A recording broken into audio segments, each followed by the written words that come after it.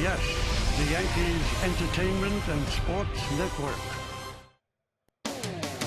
It is a beautiful day in New York City. A great day for baseball. Mariano Rivera at the ballpark threw off flat ground. We'll see that later on. Signing autographs before the game. Take a look at this city. The greatest city in the world. We go from Manhattan, across the river, and into the Bronx and Yankee Stadium, where the Yes Network presents New York Yankees baseball.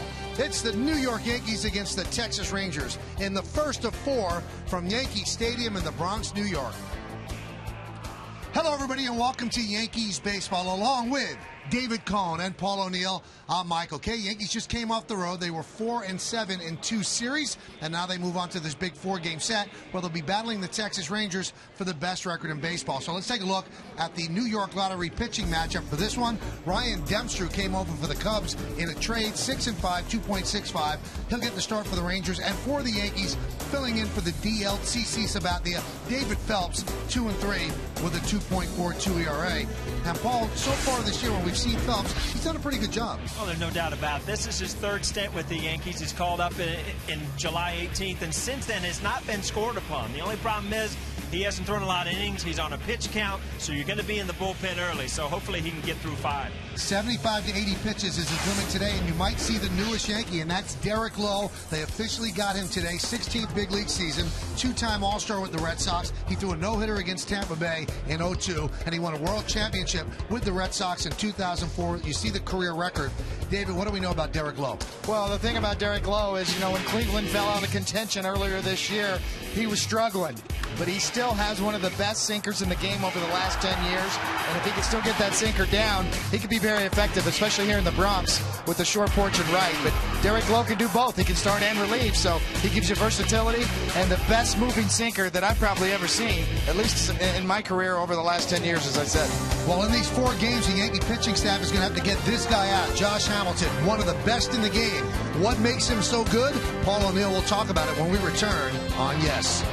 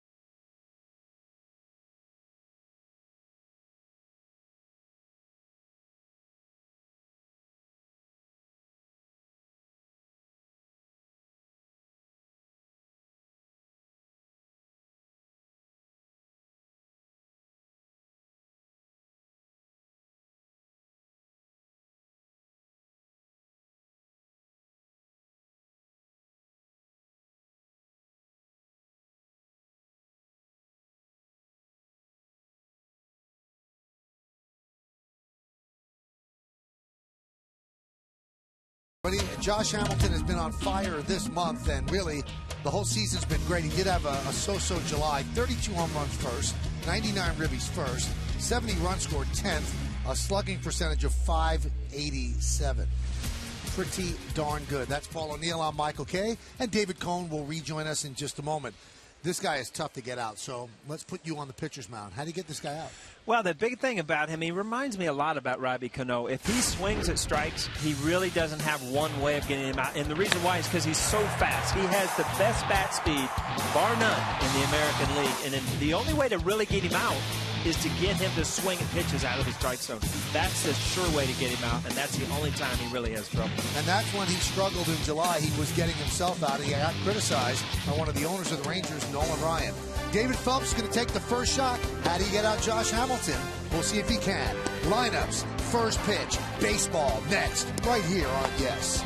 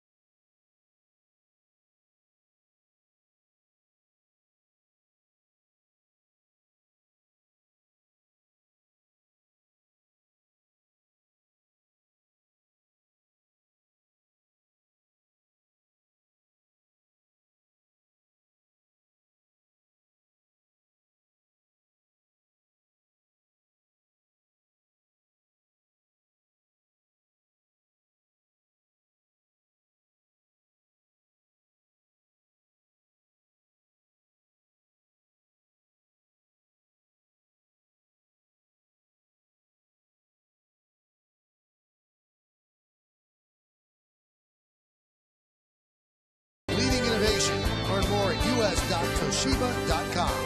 By your tri-state area Volkswagen dealers, visit VWDealer.com. And by Blimpie, fresh, flavorful, and always delicious. Try one of Blimpie's all-American wraps today. Blimpie, America's sub-shops. That's a great night for baseball. David Phelps in the rotation with the injury to CC Sabathia. This would have been Sabathia's lineup, and this would have been the lineup he would face, and it's made by Ron Washington. So let's take a look at the Rangers starting lineup presented by Bank of America. Ian Kinsler, the second baseman, is going to lead off. Batting second and playing shortstop, Elvis Andrus. Josh Hamilton in center field will hit third. Cleaning up third baseman, Adrian Beltre. Nelson Cruz in right field will bat fifth. Batting sixth and DHing Michael Young. David Murphy in left field, he'll hit seventh. Batting eighth and catching Giovanni Soto, and Mitch Moreland is the first baseman. He will bat ninth. And it will be David Phelps who gets the start. And he's been impressive so far this year in limited duty. Well, yes, he really has earned this start, and he is a former Fighting Irish, Paulie. Notre Dame grad. He and Aaron Heilman, formerly of the Mets, are probably the two best pitchers ever to come out of Notre Dame. And you see those numbers, they're excellent for his first year. And take a look at the McDonald's pitcher scouting report. The future is now. You know, a lot of people talked about maybe Phelps being in the rotation next year or going into spring training with the shot. Well, here you go. Right now is your chance because of CC Sabathia's problems with his elbow, and his best attribute, movement and command. He's got great command of that fastball, and it has a nice little tail on it. He can start it at lefties and run it over that inside corner. And the last piece of the puzzle for Mr. Phelps is his finish pitches. He's continuing to improve that curveball and that slider to be able to put away hitters when he jumps ahead of them, and he's going to get tested tonight. So that man on the right should be starting, but his elbow is barking. He's on the 15-day DL. He said he will be back the Friday in Cleveland, and he says he will be making that start. So Ian Kinsler getting ready to dig in. The Rangers and the Yankees 1-2 by percentage points for the best record in the American League, which could come into play where the American League Championship Series is and how it starts the first game and the final game if it goes 7. So Kinsler is in a little bit of a slump, but the Rangers have played well this August. They're 67-46. The Yankees are 67-47. Ron Washington, the manager of the Texas Rangers. So this should be fun. 4 big games between the Yankees and the Texas Rangers. Kinsler's ready. So is David Phelps. And let's do it here in New York. The first pitch is a strike, and we're underway. Amazing to me, Coney, how some guys get away with strike one right down the middle. And still, people have trouble throwing strikes to guys that take pitches. Another strike. Tim Timmons, the home plate umpire. Yeah, that's the strength of Phelps. You know, he's not afraid of contact. You know, that's the most impressive part about him so far that we've seen is he's fearless out there. He's not afraid to go right after guys. Count 1-2. Notre Dame guy, though, must be smarter than the rest of us. I love when you learn something that scouting report, Michael. Something you didn't know when you came to the ballpark. David was thorough today. 1-2. Missed inside. 2-2. Missouri native too, Paulie. And yeah, actually, there's a few Missouri pitchers in the house tonight. Not so many on the field. Phelps is the only one that can still throw, but a couple broadcasters here on both sides of us that have Kansas City roots. 2-2. Strike 3. Kinsler down looking. Take a look at the Yankees defense, brought to you by your Mercedes-Benz Tri-State dealer. Ibanez, Granderson, and Ichiro left to right in the outfield. Infield, Chavez, Jeter, Cano, and Teixeira. That's third to first. Russell Martin behind the plate. David Phelps on the mound. You see Kinsler just take this last pitch, and there's nothing more frustrating to a hitter. To walk up to the plate, you're all excited for a new game. That's a cutter, slider right off the outside corner. Did not even have a swing at that at bat. I mean, you just walk back to the dugout thinking, why did I even take a bat up there? It's a horrible feeling as a hitter. Pitch outside to Elvis Andrus. So who are the two Missouri pitchers? Well, we've got one of my idols growing up, Steve Busby, who pitched for the Royals. Actually threw a couple of no-hitters for them, is covering the Rangers on Rangers television, and Rick Sutcliffe. Ground ball left side, backhanded by Jeter. The jump pass to first over the head of Teixeira. Reaching is Andrus, and that will be a base hit. You know, Andrews has great speed. I thought when Derek took off to throw that ball, you know, you might as well not even throw it. But if that ball is on the base, I think he has it. Got rid of that a little quicker. You know the runner. I think if that ball is on target, obviously it's not an easy play. Derek Jeter makes it look easy because he's done it for so many years.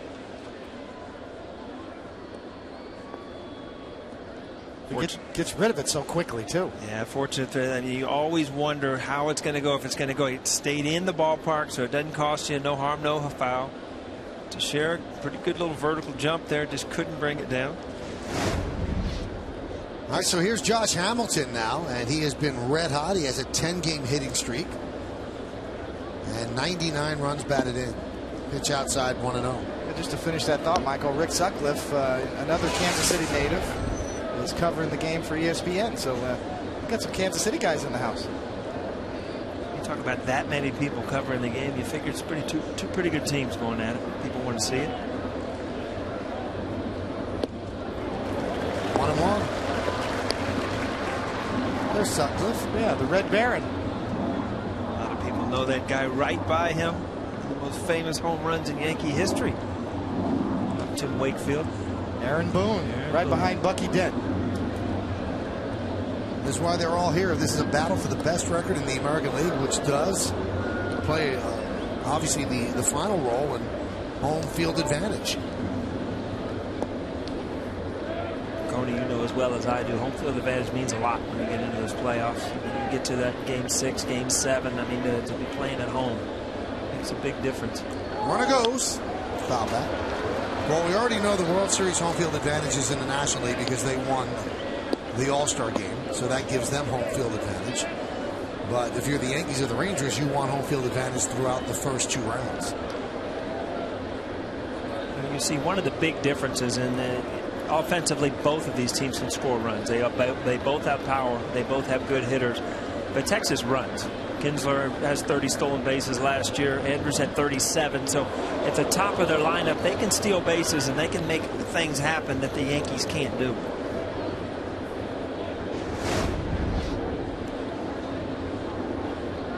Pretty close. Quick move by the right-hander Phelps. Pitch outside. Coney, it's always said that you'd always, hear guys saying, don't worry about the runner, take care of the hitter, but had to be much easier pitching against teams that you knew weren't going to steal bases. Guys that were going to steal up and down the lineup had to drive you crazy. You're more prone to make a mistake to the hitter, too, when you're distracted and trying to speed up your delivery. Snap throw to first. Andrews gets back. Catchers are so apt to put down that fastball too, and that's a dangerous thing here.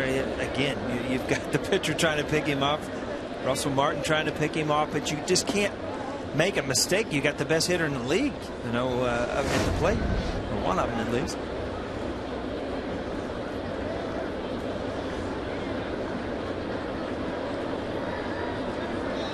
Three-two count on Hamilton. Lean in there.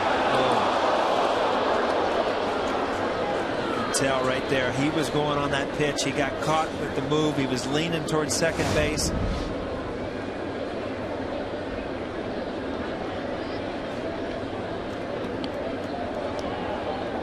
You know what the difference is right there? A left-handed fielding first baseman. Because Teixeira with the glove on the left hand is reaching out. With the opposite hand, you'd be right on the back of that glove. Runner was going. That one is lined foul. Ball travels faster than you can catch it and bring it back with your glove. So that's one of the advantages is, like a Mattingly or a Keith Hernandez. The glove's right on the bag, and that was the difference between Andres being out. Let's look at the game time weather presented by Bigelow Tea. 83 degrees, 47% humidity, not much wind. It's mostly clear. Now, David Phelps can't rush matters, but we said he's at a 75 to 80 pitch count. And in his 3 starts in the majors, he has never gone beyond 4 2/3. So I'm not sure how far 75 to 80 pitches will take you today. He's at 13 right now. Runner goes. And Hamilton walks. That's a dangerous thing. When you see Josh Hamilton starting to take walks and just zoned in on hitting strikes, you know, as a pitcher, you're in trouble because, you know, we went over in the pregame about how to get him out, and it's when he leaves the strike zone. When he swings at strikes, his bat is so quick, he can wait so long. There's really not one way to pitch him.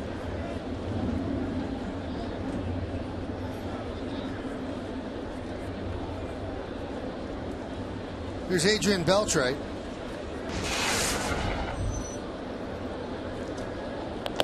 This is a tough lineup to navigate. They're good hitters up and down. Count 1-0.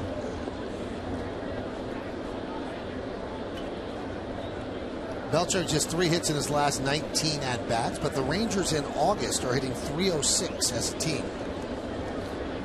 Talked about Beltre and that little slump he's going through. Still a .304 hitter coming into the game, and when Hamilton went through his slump, Beltre was hot. And that's the good thing about a team up and down the lineup. You've got some guys that get hot, some guys get cold, and you don't want everybody to get hot at once and cold at once, because that's how you get those prolonged slumps as a team. So far, the Texas Rangers have, you know, it seems like there's a couple guys in their lineup that's always carrying the load. 2-0. 2-1.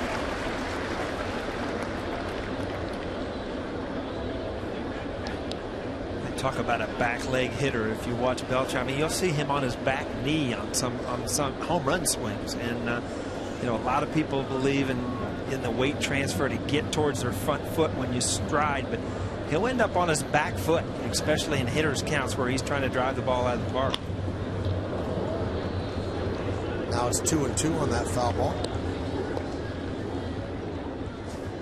Rangers are a good team on the road. They're 31-24. Only one team in the American League has a better road record. That is the team that the Rangers are playing, the Yankees, at 33-25.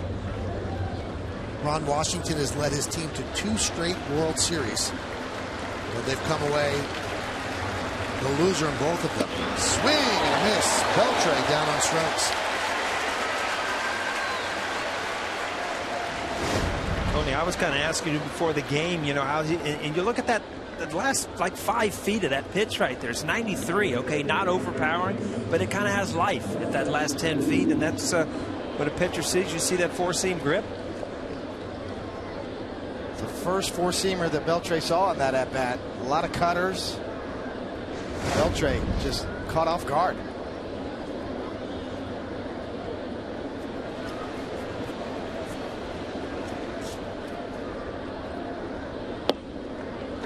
There's a strike.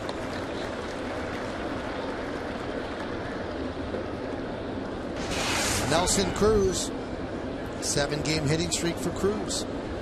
Here's a guy that you look at his stats, 18 home runs, 267, and this guy has all kinds of power, as strong as anybody in the league. A guy that can hit 30, 35 home runs. So this team can get better. I mean, as good as they've been as of late, they can get better because Josh Hamilton's hot now, where he had gone through a slump. Cruz can get better. You know, they picked up Dempster, so they're on paper right now, you know, for the rest of the year, a better team than they started. Yeah, Cruz got a lot of power the other way, too. Saw him in batting practice. Looking at that short porch. Licking his chops. It's funny, guys used to dread coming into Yankee Stadium. I think a lot of the hitters just can't wait to get here and take batting practice, get their swings in the game.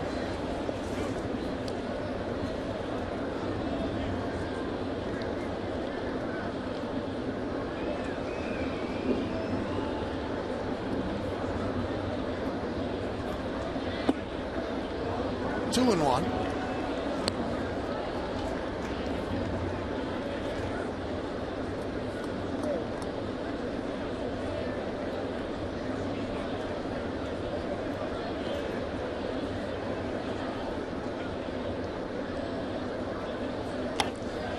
Now 2-2. You got to know as a starting pitcher when you're on a pitch count and all of a sudden you're having a long first inning, but you know you're in a position right now where you can get out of the first inning. You hate to burn so many pitches, but you just can't try to rush through it and give up a big 3-run homer or something.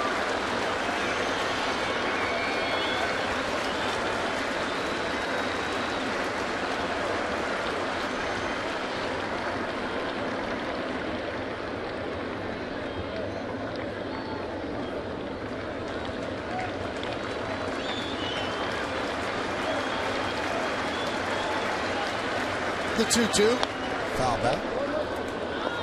Yankees just came off a road trip where they split 4 with Detroit, and they took 2 out of 3 against Toronto, so they went 4-3. Lost yesterday's game 10-7. They were trailing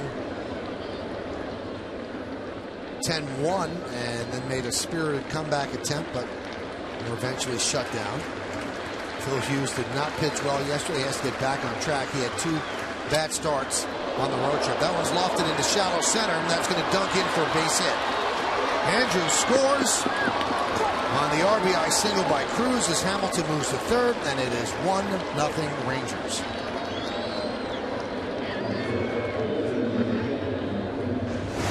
Well, sometimes pitchers get bad breaks, but you know, when you get enough people on base, enough good hitters are going to come through. This bat explodes in Cruz's hands. Good pitch in off the plate, but he's strong enough just to drive that ball in and dunk it in front of Granderson. This team, you talked about it, Michael, and how good they are at driving in runners. And the team's used to doing it. So people go up to the plate in those positions, looking forward to the opportunities. Vice versa, you're on a team that struggles scoring runs. You almost hate to get up in those situations.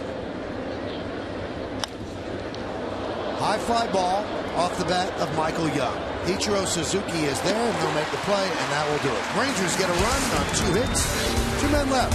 Rangers won, and the New York Yankees coming to bat against Ryan Dempster.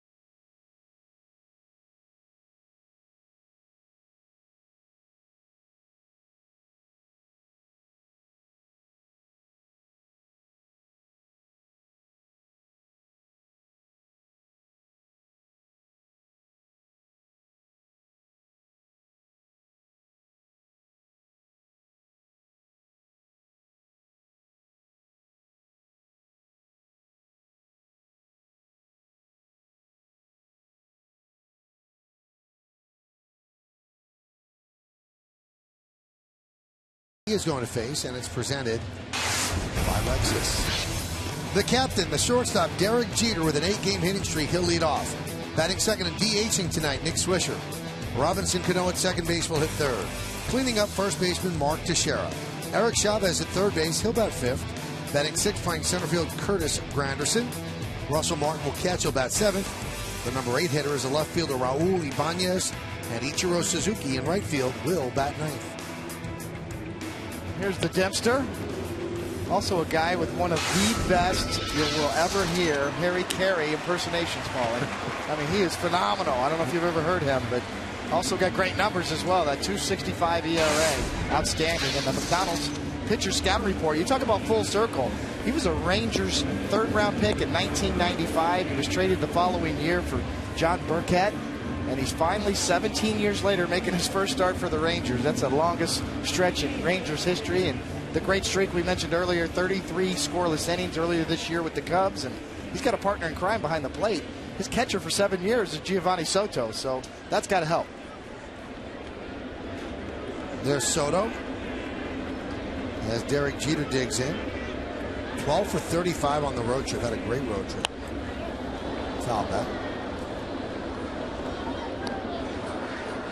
Remember going into Chicago, Paulie, and listening to Harry Carey in the clubhouse, some of the things he would say. Yeah. How could he swing at that? Popped him up. He was so good at just mispronouncing names, and he called Rob Dibble Rob Dribble one night.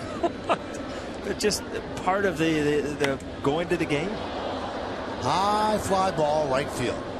Nelson Cruz for the first out. Why don't we take a look at the Rangers defense, brought to you by your Mercedes-Benz Tri-State League. Murphy, Hamilton, and Cruz left to right in the outfield. Infield, Beltre, Andrews, Kinsler, and Moreland third and first. Soto behind the plate. Dempster is on the mound.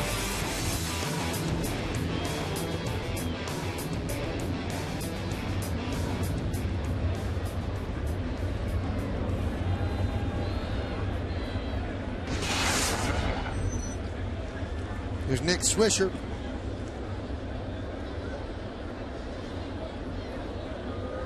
So kind of a lineup change why they've been on the road. This is Swisher's 6th straight game batting in the second hole. You know, you like to get him fastballs. You like to get him in counts where, in my mind, Kona, he's kind of a guy that is a cripple hitter. If he can get a pitcher in a position where he can look dead fastball, he can drive it out of the park. Good place to be in the second hole, and he's been swinging the bat pretty well since. Some late arrivers. You ever ride that train, Mike? Absolutely. Yeah, to the ballpark? Yeah. Slow ground ball, first base. Moreland will flip to Dempster for the second out.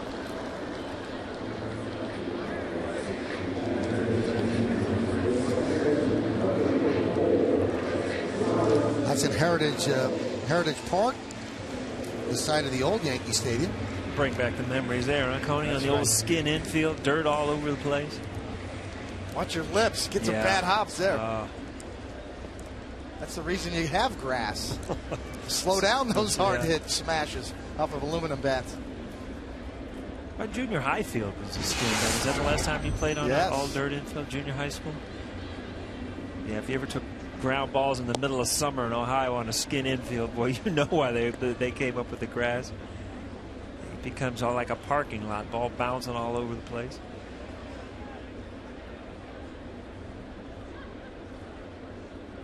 Oh, 1 to Cano. 1-1. Old times, Michael. I thought about you today. Reading the paper, I saw, you know, last time we did a game together, you were talking about stickball when you were young and stuff. They're having a stickball championship. Yeah. I thought that was pretty cool.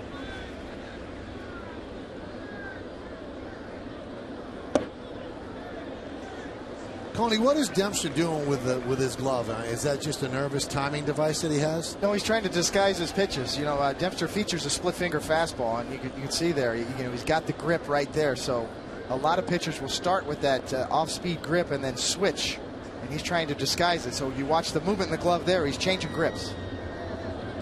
And even though he's actually starting in the motion, he's still changing his grip. He's changing his grip and trying to disguise it, because a lot of times when pitchers will change their grip and fan their glove, and you'll tip off the hitter. The hitter will know, or pick up a little, you know, a little tick or some little tell sign from a pitcher, and then the hitter has the advantage of knowing what's coming. But you can see when he does that little twitch in his glove, he's trying to disguise the pitch. And he disguised it as he strikes out Robinson Cano, and the Yankees go down in order. 1, 2, 3. We played one here at the stadium. Rangers 1 and the Yankees nothing.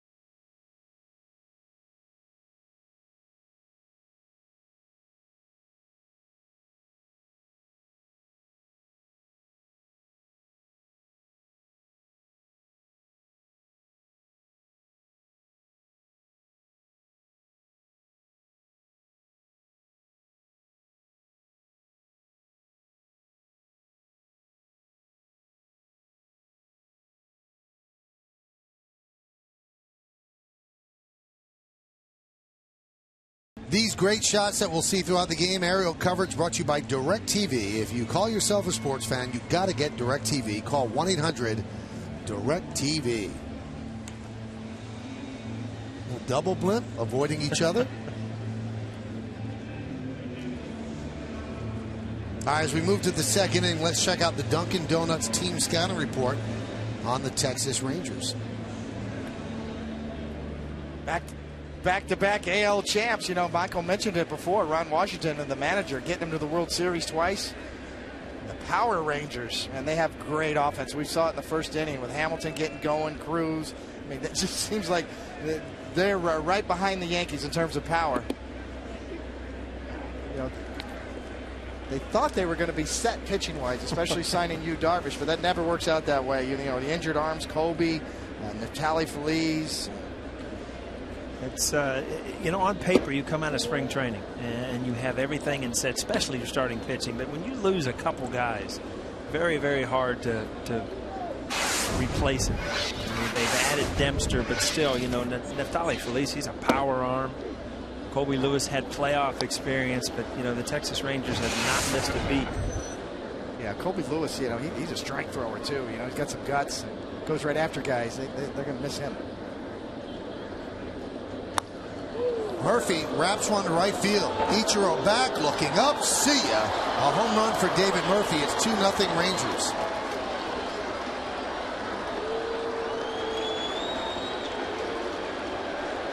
Tenth home run of the year for David Murphy. Well, again, the Texas Rangers up and down the lineup. Every guy can hurt you. Every guy's a good average hitter, but you see these little sliders that don't quite get where they're supposed to against lefties. And Coney, I have not seen ever since I've been announcing so many mistakes this year that they're not singles. It seems like every one of them ends up in the seats. And I don't know if guys are, it's just a coincidence or, you know, if just mistakes in this ballpark just don't come back. Giovanni Soto pops one up to Teixeira, makes the catch in foul territory. It's an 81-mile-an-hour curveball, and you can see Phelps did not get that where he wanted to. I know that look. I've had that look on my face a few times, especially on fly balls to right field at Yankee Stadium.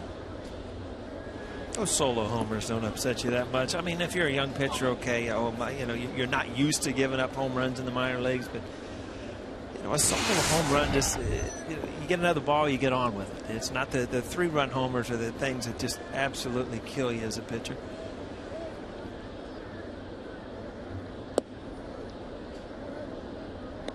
Count 1-0 to Moreland.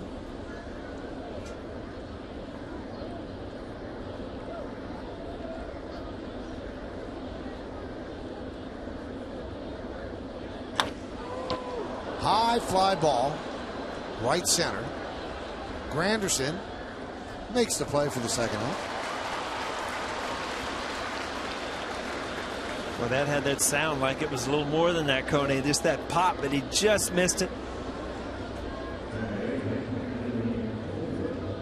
Once in a while as a hitter, you know, it was a fraction of an inch from going out of here. You just don't square it up on the bat. Martin setting up a way. He's trying to be a backdoor cutter, and it ended up over the plate. Moreland just missed it. Pitch to Kinsler. Gets him, and he's going to take first base. Must have just nicked his uniform.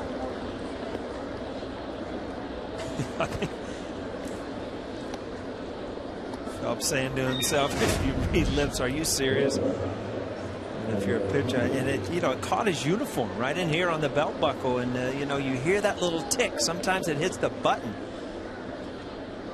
And immediately umpire hears it. I think I'm for changing that rule. You got to get some flash to get first base. It's got to hurt. The buttons on your uniform should count. You want to hear a thud when you get one in there? Yeah, I want to get my money's worth. Here's Andrews. Pitches high. That and the balk rule, these ticky-tack balk rules. I think that's the most unscientific call in baseball, is a balk. I mean, there's really no rules or regulations. It's just like every once in a while a guy will throw his hands up and yell balk. Again, Kinsler, one of the guys in the Rangers lineup that will run. 30 stolen bases last year.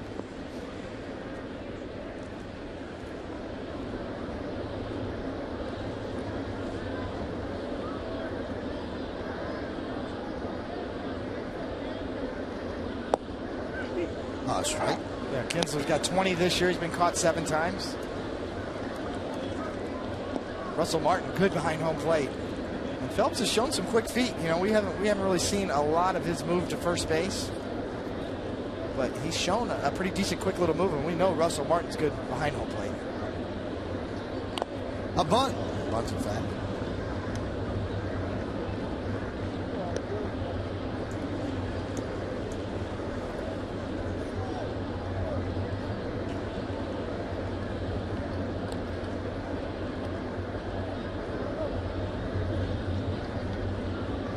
Andrus is one of those guys, Coney, that you see year after year just get better and better and better, defensively, offensively, and he just one of those players that has a lot of energy, and every team needs guys like this to show up, play hard, uses his speed, uses his bat. It's going through one of the, I was going to say, Kinsler a lot of times just takes a lot of chances over there. He said he got caught 7 times. Let's add 1 to that. That's his 8th. Phelps has a very good move for a right-hander, and Kinsler's sleeping. I don't think he got back to first base. No, he didn't. But they added a run. It's 2-0 Rangers.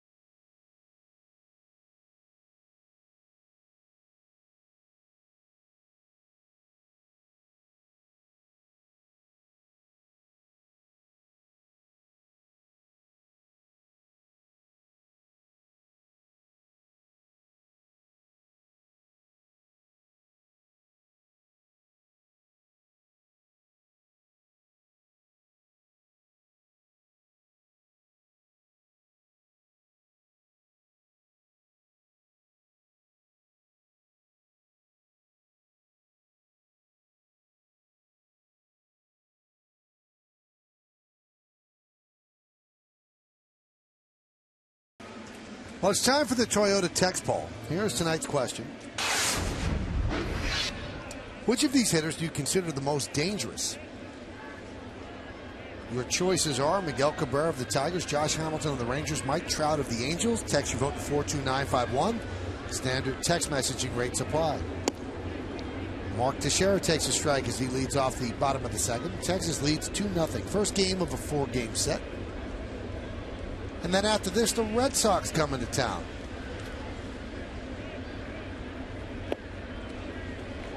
Count 1-1. Well, Coney, Trout was the young guy on that list. You got to figure as a veteran pitcher, you probably think that you could make some pitches. Him, Cabrera, I don't know how you get him out because he uses all parts of the field.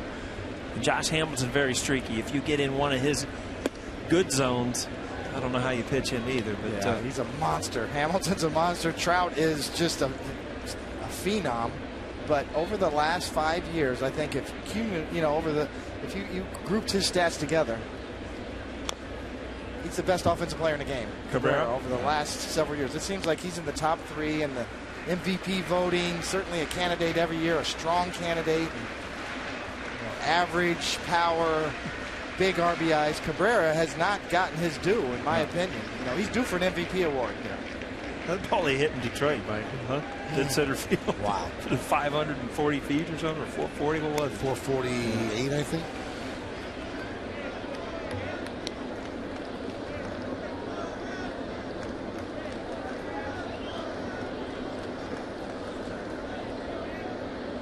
On 161st and River Avenue, the place looks great on a beautiful Monday evening.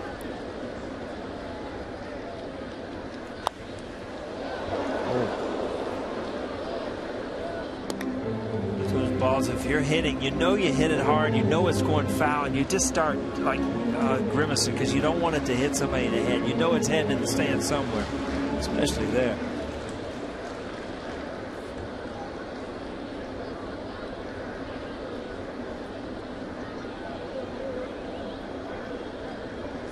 Two. Grounded to first. One away as Moreland makes the play. See, that's Dempster's strength. You know, his slider and his splitter are from the knees to the ankles. He rarely leaves it up, at least when he's going well, and he has been all year. But you can see, you know, a variation of sliders and splitters that are all right there. Started out knee high and just below the knees, getting to chair out in front, rolling over. Here's Eric Chavez. What a road trip he had. 8 for 16. Check that, 9 for 16. I don't want to rob him of a hit. He did not get an opportunity to do anything in Toronto because playing 4 straight games in Detroit, his back stiffened up. Fly ball, left center, 2 away. But he feels better today, so he's back in the line. Now, Paul, David and I were in Toronto yesterday. We got a chance to look at the Rajay Davis play in person. What'd you think of this? Unbelievable, because you don't get to understand how quick it happens. I mean, you have to, that ball is not going to stop and wait for you. You have to time that ball. And I'll tell you one thing, that's what surprised me, is you see a laugh from a keeper. Oh, those used to make me sick when you thought you got one. And they just took it from you. But really, that play reminds me of that one you saw over in Japan where the guy climbed up the wall a few years ago. Yeah. I mean, that's one of the Stood better on top plays of the I've wall, seen. yeah. One of the better plays I've seen in left field. Well, that wall is 10 feet high in Toronto, so that's above the rim. Yeah.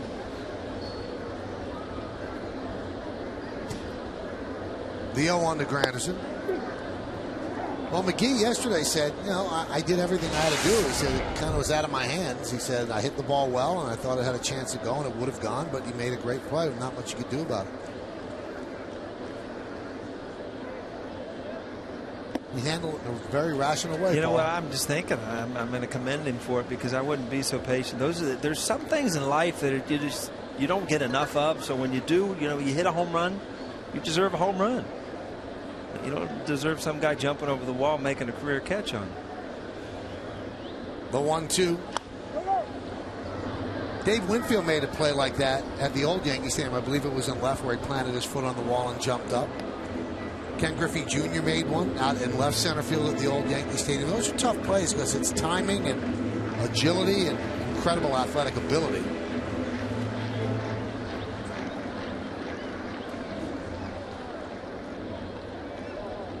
You didn't mention the one I caught in Plain City in Little League.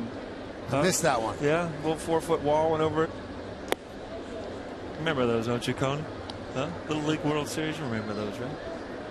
Look at that. So like the blimps is hanging out taking pictures all night? Yep, just for you.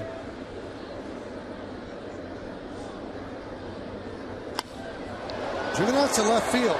Murphy back on the track. He'll make the play for the final out of a 1-2-3 inning. So the Yankees go down in order. We go to the third. Andrews, Hamilton, and Beltrade coming up.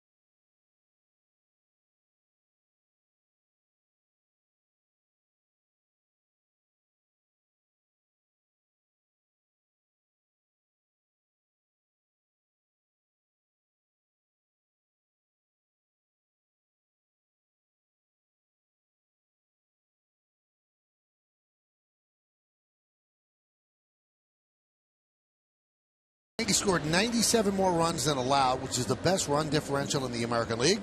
Texas has an 82-run differential, which is second in the American League. That's usually a telling sign of where a team is, but sometimes you'll have a statistical blip. The Orioles have been outscored this year. Last time I looked, it was around 50 runs, and they're right there. Last year, the Arizona Diamondbacks got outscored for the season. They ended up making the playoffs, so it's rare, but it does happen. Lincoln scoreboard, Texas is outscoring the Yankees tonight 2-0 as we go to the top of the third. Some New York traffic. I think that's 6th Avenue.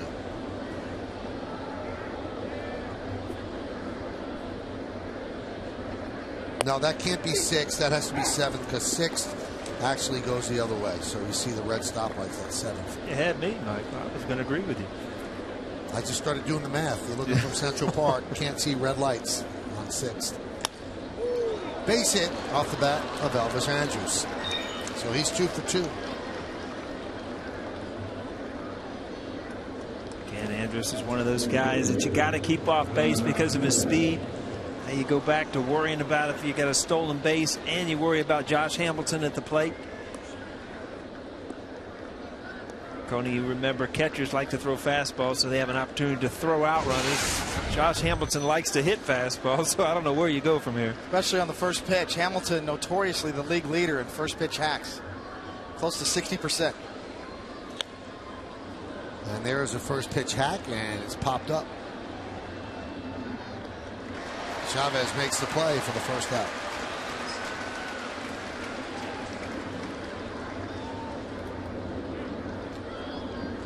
Phelps, you got to breathe a sigh of relief there. You get 1 pitch, 1 out to a guy that's been on fire. Josh Hamilton, especially in this ballpark.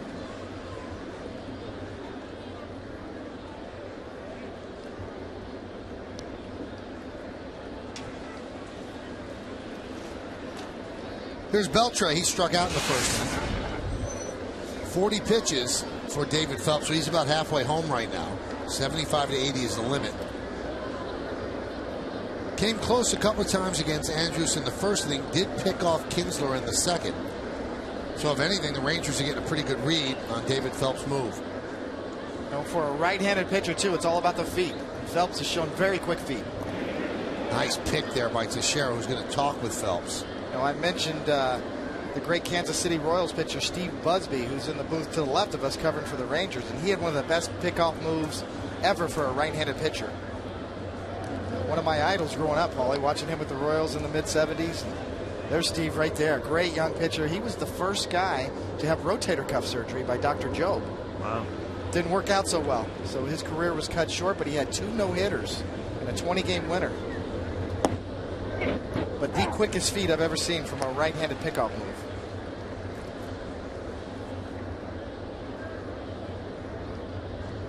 Looking back, I think Saberhagen, looking back, had really quick feet. He picked me off one night.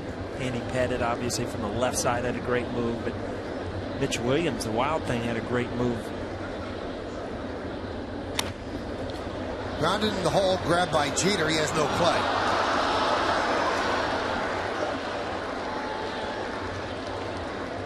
Andrus had to wait on that ball to see if he was going to get a jump on that line drive. And, Jeet actually had him, but this ball right here, he couldn't get out of his glove.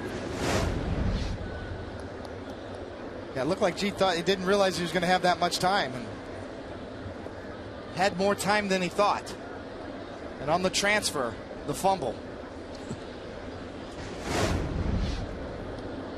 Follow the Yankees with the MLB.com @Bat12 app for your iPhone, iPad, Android, and Windows Mobile. Get live audio, pitch tracking, and highlights and more. Text at BAT to 31826 or visit Yankees.com for details. So they score that a hit for Beltre. And Nelson Cruz takes one out of the game. Nelson Cruz right in that same position where he was earlier in the game. 2 men on, scoring position. And on second. Broken bat last time did the job.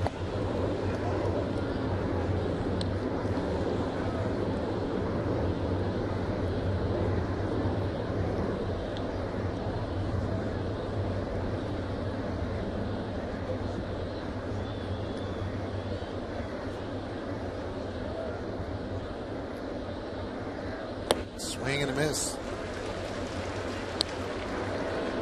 See Nelson Cruz where he starts with that stance open, you know, and it's an intentional thing, and it makes you close, and it makes you able to get to that ball away. He starts with his shoulder over here, and then he'll bring it in so he can cover that ball on the outside part of the plate. Phelps seems to try to be busting him in. There you go again.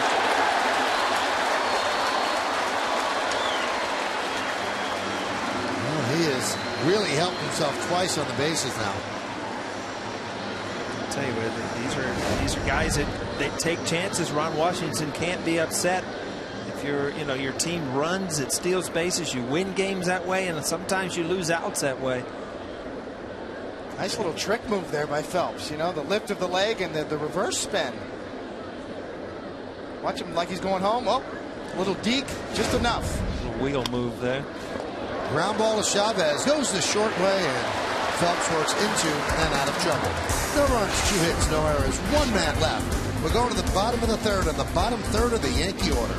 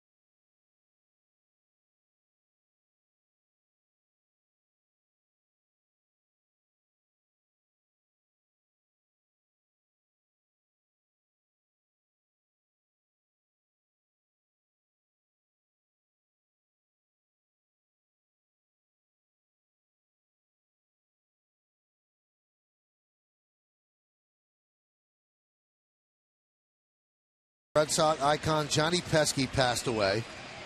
You went to Fenway Park, and seeing Johnny Pesky was one of the true joys. He had stories about everything. He loved being at the ballpark, was at the ballpark right till the end. He was there for the 100th anniversary this year. Had to be wheeled out in a wheelchair. Just a real gentleman. The Pesky pole down in right field. And he died at the age of 92. A good man, and he will be missed. Our condolences go out to his family and the Red Sox family as well. Spend much time with him, Coney, when you played there? He was always around the ballpark, and what a great guy. Always positive and upbeat. True Red Sox fan. Very influential, not only as a coach, but even post-coaching days. Just around the ballpark every day. Loved to be around the game, and of course, a World War II veteran as well. Russell Martin gives the Yankees their first base runner as he lines a single to right field. You're not going to see many of these. This was a pitch that he kept up in the zone, and Coney, you've commented on how good he is at keeping the ball down. Russell Martin got a pitch up and away. See, that ball actually has no sink to it. It becomes just a mediocre fastball, something a hitter just, your eyes light up. Lincoln scoreboard has the Rangers up 2-0. I was going to bring up Ibanez. So Ibanez batting 8th today, and the first time we'll see Ichiro Suzuki batting 9th in the Yankee order, essentially giving them 2 leadoff guys back-to-back, Ichiro and Jeter. Tim Timmons calls that one a strike. Dempster's had 4 starts against the Yankees in his career. 0-3, 6.45.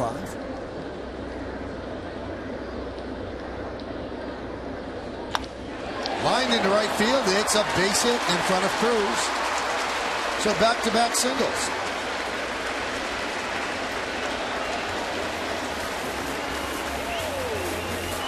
Dempster came here as a young man, and he faced Paul O'Neill. Hey, I was a young man too. 1998.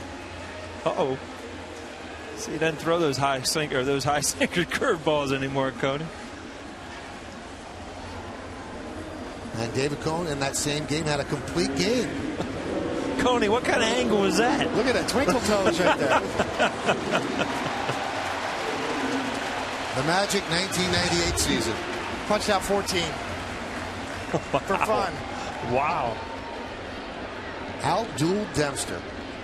That was around the time that El Duque came up, because that was my first start back after my mom's dog bit my hand. Beautiful bunt by Ichiro. And a beautiful play by Beltre as the runners move up.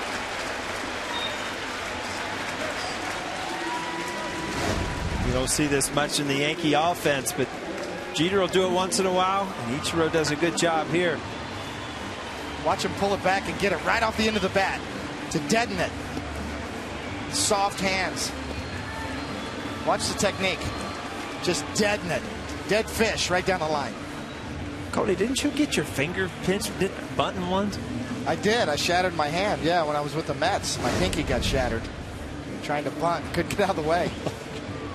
Michael, you just looked at that thing too. Yeah, it's not pretty. That's not a normal pinky.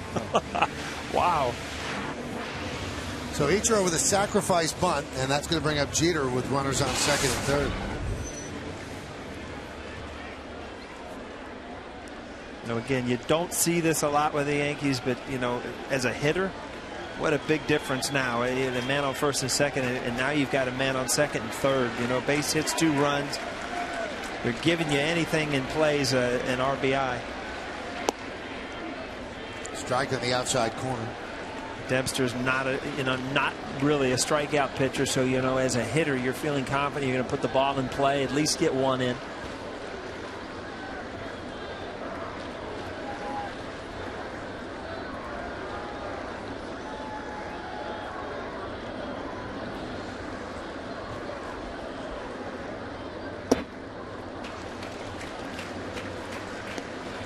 People might forget that story, David. You went down to pet your mom's Jack Russell Terrier. Yeah, Veronica. And she bit you. Veronica got me. Bit me right where I throw my split finger. That's how we got El Duque to the big leagues. I had to miss a start or two. Right? Yes. That was my first start back from that. It's all fate, Michael. You get your hand bit by a dog. And Veronica should have had a share on that season. El Duque was pretty important. Swing and a miss. So were you, but it got El Duque into the rotation. To this day, you Google Veronica, and she's got her own website. I'll tell you that. Didn't you tell me Veronica's still with us? She's still with us. 14 years later. 14 years later. She still hate you? We get along good now. Yeah. But Veronica's old enough to have any teeth anymore. El Duque loves her. The 1-2. Upstairs, 2-2.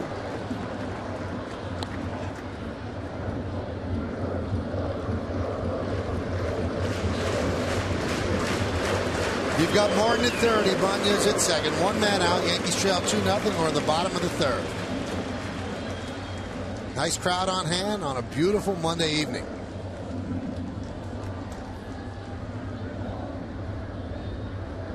Line drive and a foul ball.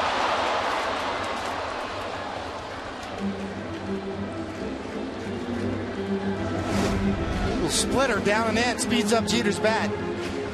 Hooking. Easily foul. It's amazing how many things go on in that just split second. Jeter hits it, it's like stay fair. Dempster throws it, it's like get foul.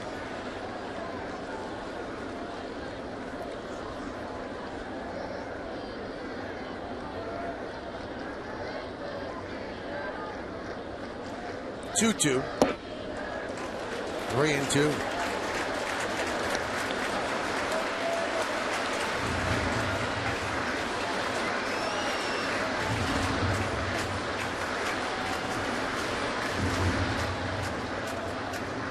lot of thought behind this pitch, Coney, and you know, you're kind of that same type of pitcher at the end. The Dempster is looking to know you can get that ground ball if you need it. You know, you're not going to give in here. First base open. And Jeter walks to load the bases.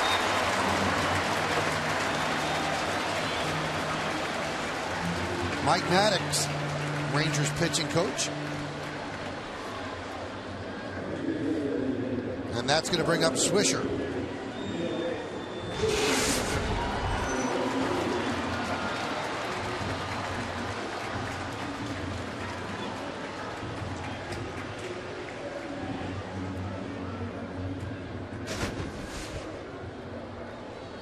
Always got questions from people. Who does Nick Swisher look up to when he's at the plate?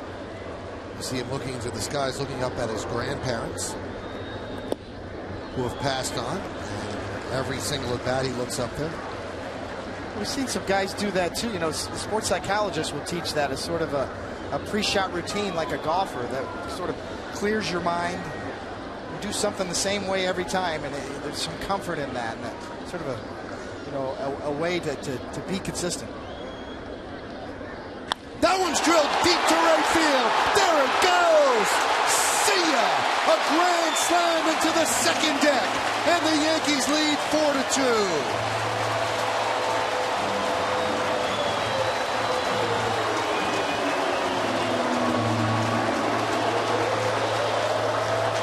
County pitched around Derek Jeter to try to get that ground ball double play and get out of this, but he hung an off-speed pitch, and Nick Swisher waited until he hammered it.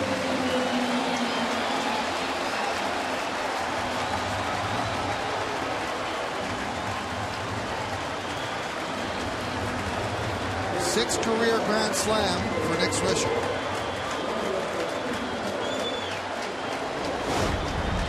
That's what Paulie's talking about. It's that slider right there in the wheelhouse. 2.3 seconds to the second deck. And a 4 spot on the board. Cano takes high. That's why it's an interesting series, Michael, because you have good pitching, you have good hitting. I mean, these are the type of innings, you know, all of a sudden you can go back and forth here because both these lineups have the ability to throw up big numbers in one inning. Let's take a look at the Coors Light Cold Hard Blast, and it's significant for Nick. First of all, it's his 6th career grand slam. Second of all, what a grand way to get his 200th career home run. Caught on a fly by a kid who brought his glove, and right over the sign that says power. All coming together. How about that reaction by that guy that made that snag up there? Huh? 7 current Yankees with 200 or more home runs, and that ties a major league record held by the 2008 New York Yankees as Cano fouls it back.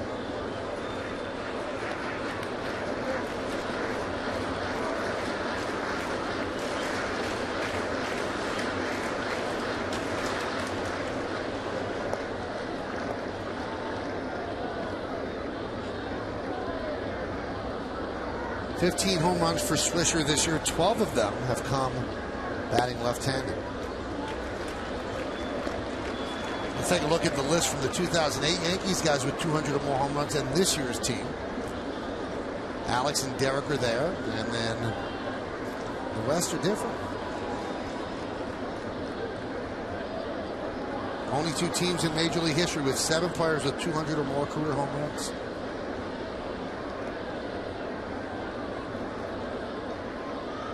And Granderson sits at 197 as Cano walks. Maddox wants to have a talk with Dempster. What are the chances he's going to rub his shoulders right here? He's a shoulder rubber. Let's take a look. He is a shoulder rubber. Let's see. Oh, yeah. There you go. This copyrighted telecast presented by authority of the New York Yankees and may not be reproduced or retransmitted in any form. The accounts and descriptions of this game may not be disseminated without the express written consent of the New York Yankees. My guess, David, you wouldn't like to be touched on the mound. Get off me. You just gave up a second deck grand slam. You're not my grandfather. Don't touch me. Just teasing. Great pitching coach right there. What a family, too. Him and his brother, Greg. You know what? I hate to say it, but he looks so much like his brother. He almost annoys me because his brother used to get you out so much, you know. He has done a good job here with Texas. Part of the reason this organization finally is known as a full team and not just a hitting machine that they've been down there for years. Swisher rockets one to right field. A base hit for him. Cano will stop at second. The only out the Yankees have in this inning was a sacrifice bunt, so they have really gotten to Dempster.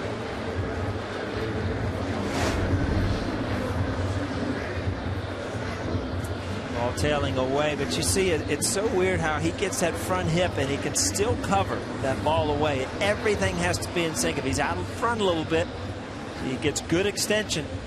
And he still reaches that pitch by bailing out on it. Now that sit and spin style. Sit on that back leg, firm front side, just spin. Reach and hook. Here's Chavez.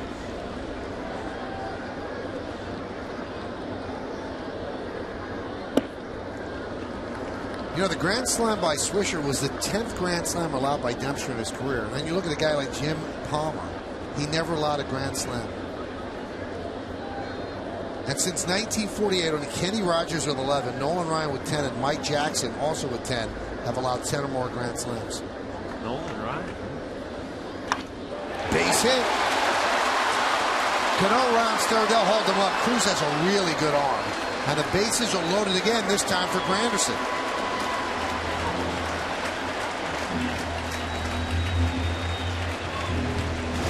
Up. Off-speed pitches. Not getting where he needs them to get.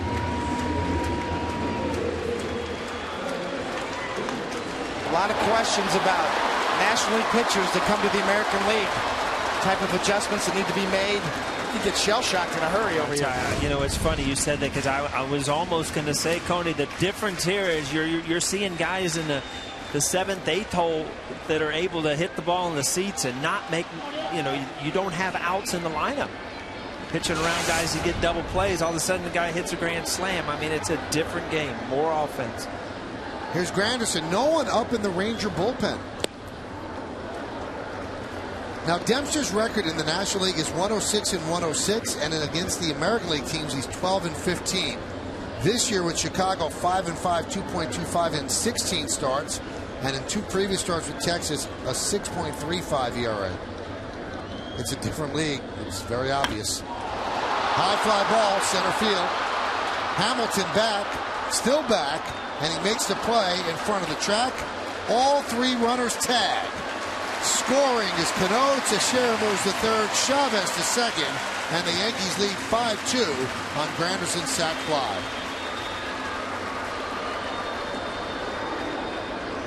Again, Granderson, I mean, hitting down in the lineup, a little different. But, I mean, again, you've got to get these outs from men in scoring position very hard. Good swing by Granderson. Dempster trying to come in, and once again, right out over the middle. I'll tell you one thing. If Granderson gets that pitch with nobody on base where he's not trying to center the ball just to get a run in, that ball's in the seats right there. And it's just your different approach that you have with men on third base. You want to stay inside. You want to keep it deep part of the field just to make sure you get that run in. Russell Martin started all of this as the Yankees send their 10th batter to the plate. He started with a single right leading off the inning. Coney, you went through this a lot in your career, probably as much as anybody in our era. Is this, kind of the gun for hire? You were traded at these deadlines and brought in to help teams. It's got to be a lot of pressure because you go into organizations and teams that you don't know a lot of guys. You got to feel like you want to do it immediately. Well, you do, and I mean, obviously there's a lot of drama surrounding Dempster's trade. As you see, another great starter was in the bullpen, Roy Oswald's going to get up. Not looking too happy about it either. But yeah, you put pressure on yourself, Paulie. You're right. I mean, you really do. You want to feel like, you're going to come in and be the guy, that steps in and gives that team a lift and gets them over the hump. And Dempster could very well still be that guy for them, but a little rough patch here in the transition from the NL to the AL. Although he did beat the Sox at Fenway his last start. The 2-1. 3-1. One pitch away from reloading the bases. See that picture of Manhattan, Michael? Yeah. New York's one of those cities that looks just as pretty at night as it does on a sunny day, you know? Turn the lights on. That's why it's the greatest city in the world.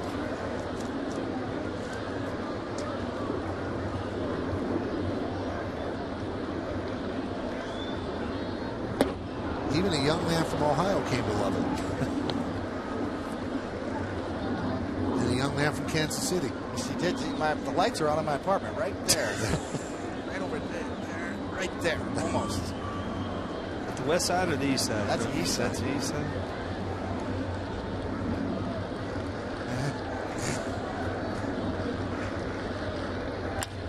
Ground ball to third. Beltre. And that will do it. But the Yankees get 5 runs on 5 hits. They leave 2. The big blow off the bat of Nick Swisher, his 200th career home run and his 6th grand slam. At the end of the inning, Yankees lead 5-2.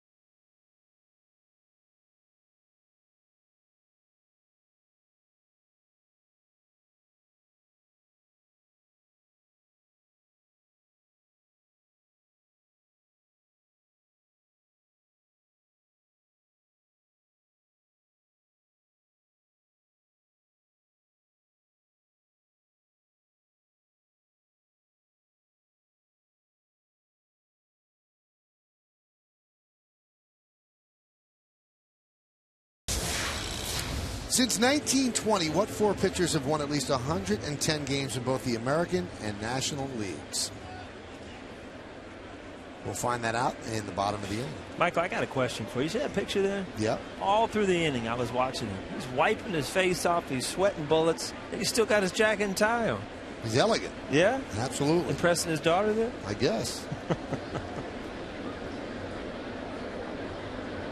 Michael Young. Also, we have another trivia question. For some reason, David thought the west side was the east side. I'm thoroughly embarrassed. The Manhattanite that I am, yeah, I got a quick view of this and I got it totally wrong. Just blame it on me, Coney. So I threw the dot up there.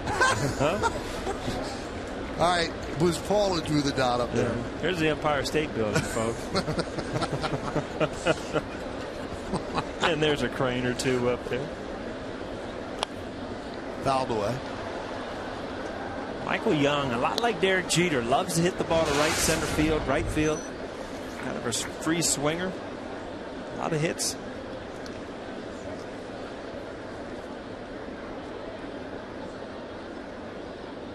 (5-2) Yankees lead. Just got to note, these are horrible things when you read these things about yourself. But this is about Michael Young, so I could do it. He hasn't hit a home run in 82 games. I can remember going through those droughts, and you'd have a dream that you hit a home run, and you'd wake up the next morning and it wasn't true. You just you want to go back to sleep because it was so nice to have it over with. You get these things in your head, and you can't get rid of them. Jeter charges. And a nice stretch by Teixeira to just get Young hustling down the line.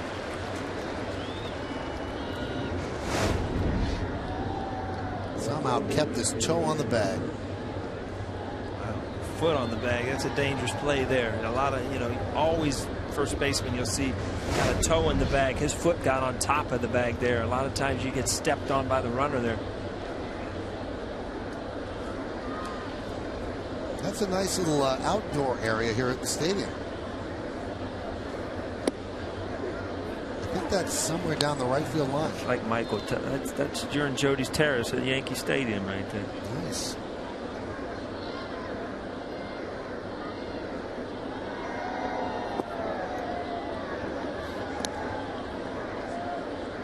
If you've never been to the Terrace, you're still invited. It's still summer, right? It's still open. It's open all year round. Oh, is that right? Absolutely.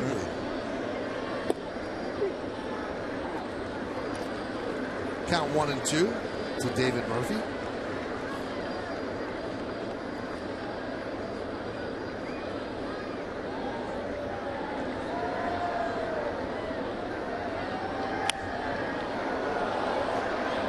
Fouled away.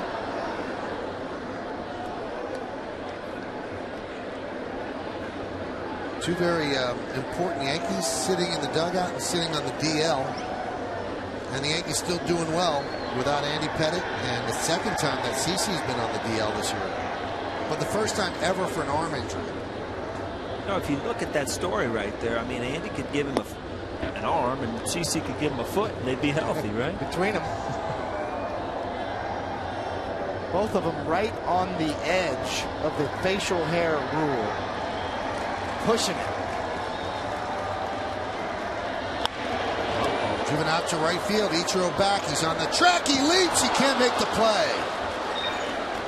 And Granderson will play the carom as Murphy picks up a double. Was bidding for his second home run of the night. Well, he hammered one out of here the first time, and this ball was hit right on the nose, too. Inner half kind of just tailed out over the middle of the plate.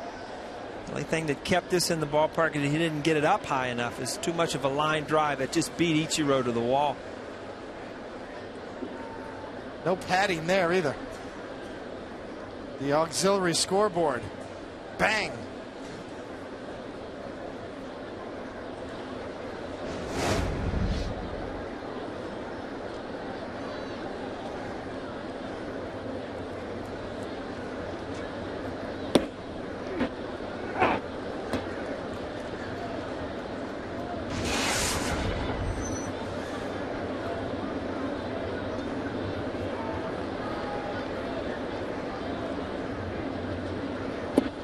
I've been informed that that little bar that we showed is called the Malibu Beach Club here at Yankee Stadium.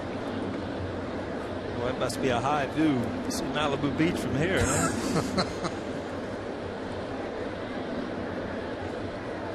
1-1. Grounded to third. Backhanded nicely by Chavez. A strong throw. 2 outs. Mariano Rivera today was throwing on flat ground. He's not even wearing a brace on a surgically repaired knee. He has lowered his chances of returning this year to about 1%. The Yankees are saying it's not going to happen, but Mo will not rule it out completely. But the Yankees just don't think that it's reasonable to expect him to come back from such major knee surgery. But seeing him throwing out there and walking without a limp, he is certainly healing quickly. Like he's really gotten out of shape too. Yeah. Fantastic athlete. You see Derek Lowe there, freshly shaven. Mariano Rivera's probably got about 4% body fat, his whole career. He's unbelievable. Showed up with about 3 and it's gone all the way to 4. He's certainly enjoying things that he never was able to enjoy. He's been to the 2 soccer matches here at the stadium. He was up in Saratoga last week enjoying the races. And this is something that you don't get a chance to do, during a long baseball career. The things in the summer, you're working.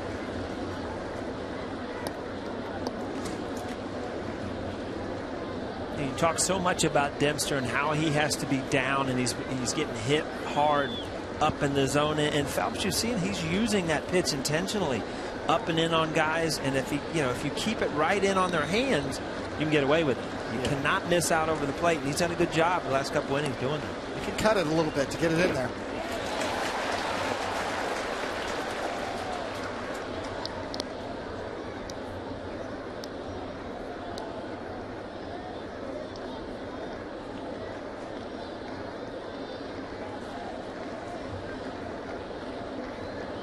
He's at 63 pitches. They want him at about 75 to 80.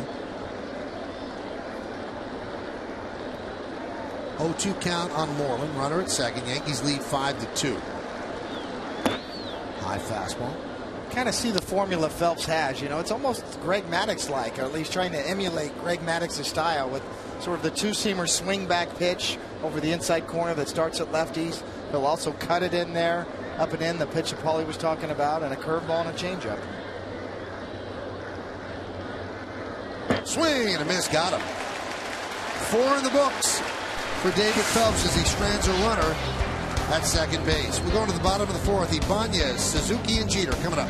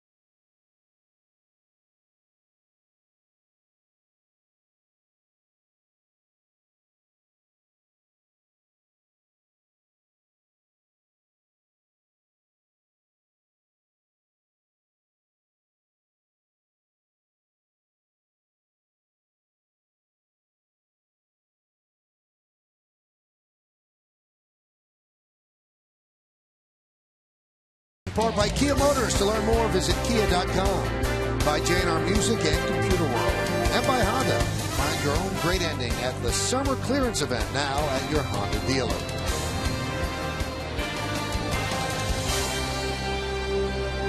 (5-2) Yankees lead as we head to the bottom of the fourth inning here in the Bronx. And Ibanez crushes one to right. That ball is a foul ball.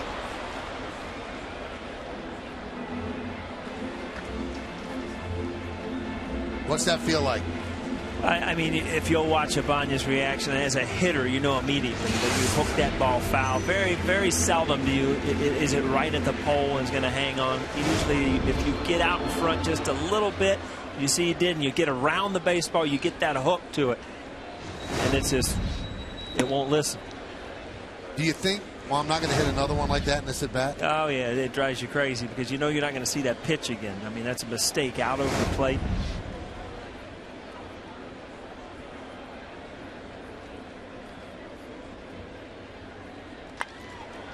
Boy, they all over Dempster. Another base hit for the Yankees. Again, I mean, you hate to keep repeating it, but again, he is so good when he's down, and everything seems to be up. I mean, that ball is above the waist right there, out over the plate. Yankees are just too good of hitters to miss that many times. Yeah, he doesn't have as good command. You can see this is a cutter that's supposed to be backdoor. And it ends up Phelps middle. You know, Dempster's got usually really good control. He can throw every one of his pitches to both sides of the plate. Just doesn't have as good command tonight. Pitch to Ichiro is low, 1-0.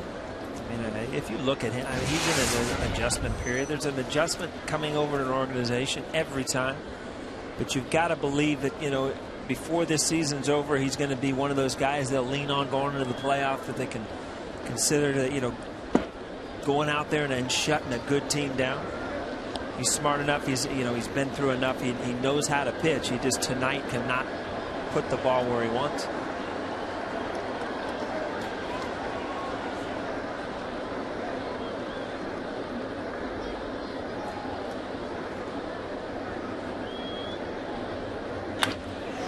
Oh, what a play by Moreland. And he gets the force at second. Took a base hit away from Ichiro. Let's take a look at the answer to the New York State Smokers Quit Line quiz.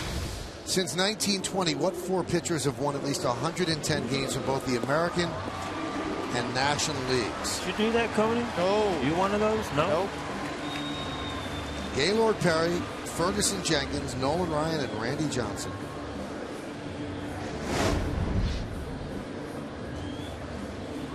Nice play by Moreland. That ball was drilled by Ichiro, too, turning on it. You see Ibanez going out of the way to break up 2 with no chance. But again, you don't really get that on that replay, how hard that ball is hit and just how quick of a reaction it is from Moreland down there at first base.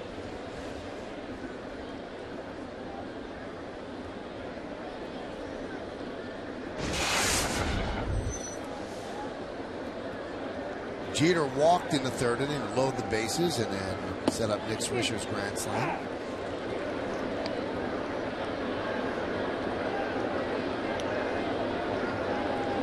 You know, that quiz question and then what we're seeing with Dempster, you can count almost on maybe 2 hands the guys that have dominated when they've come from the National League to the American League. And then you see when they go the other way. Boy, if I'm a National League team, I would take a look at an American League pitcher that's starting to go on the downside, move him over to the National League, like what the Pirates did with A.J. Burnett, and you become a really good pitcher. You know, and the one exception to that, excuse me, Paulie, is Hiroki Kuroda, who came from the Dodgers. His stock, to me, has really gone up. He's proved that he could pitch in the American League East after coming from the National League West. And what a great year he's had, and worth every penny. He'll be on the bump tomorrow night. And then he did have to make an adjustment because he started off, and you start to wonder, wow, what's he going to do in this league? But he did adjust. Some guys can't. I'll tell you one thing. If I was a scout, I'd watch the American League East. And if I saw a young pitcher that could pitch in the American League East, I would feast on guys like that because it doesn't get any better. Runner goes. Grounded up the middle. And by going, they hit right into a double play. Took a base hit away from Jeter. A 4-4-3 inning-ending double play. No runs are hit. No errors because of the DP. Nobody left on base. We're going to the 5th. Top of the Ranger order against David Phelps.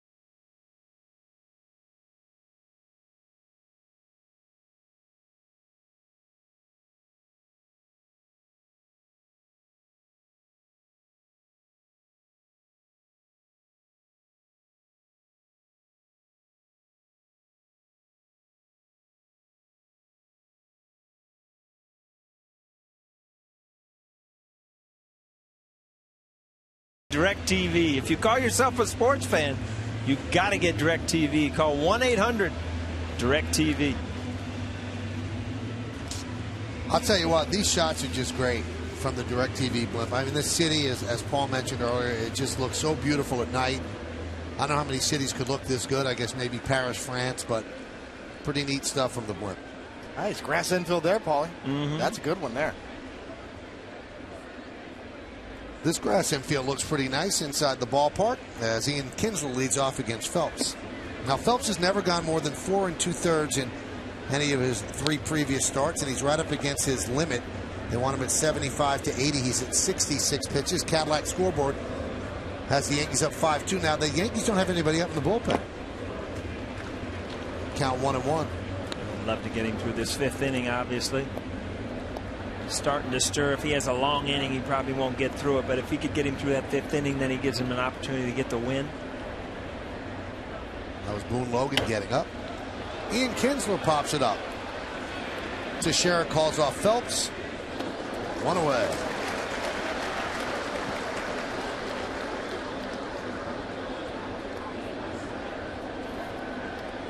Coney, I had my first, I was just reading that DirecTV thing, you call yourself a sports fan, right? So I'm out to dinner with my wife and the kids, and I had my first Twitter catastrophe.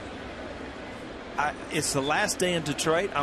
We're going to get through dinner. I'm going to get home, watch the game. Big game, right? Fire up there on tweet, fire a tweet out. This is going to be a good game, big game here. Didn't realize it was a day game. I missed the game. Over. But my buddy here, Michael, said, hey, you might want to pull that one down. The Yankees won 4-3, so we didn't have to rush home. Thank you. That's a good teammate, right? That's right. I forgot. I should have just watched the encore at the bottom of it. That's right. That's right. And the thing that really got me, I was sitting in the Detroit airport at a 6-hour delay when I read that. That's nice. I was feeling good about life.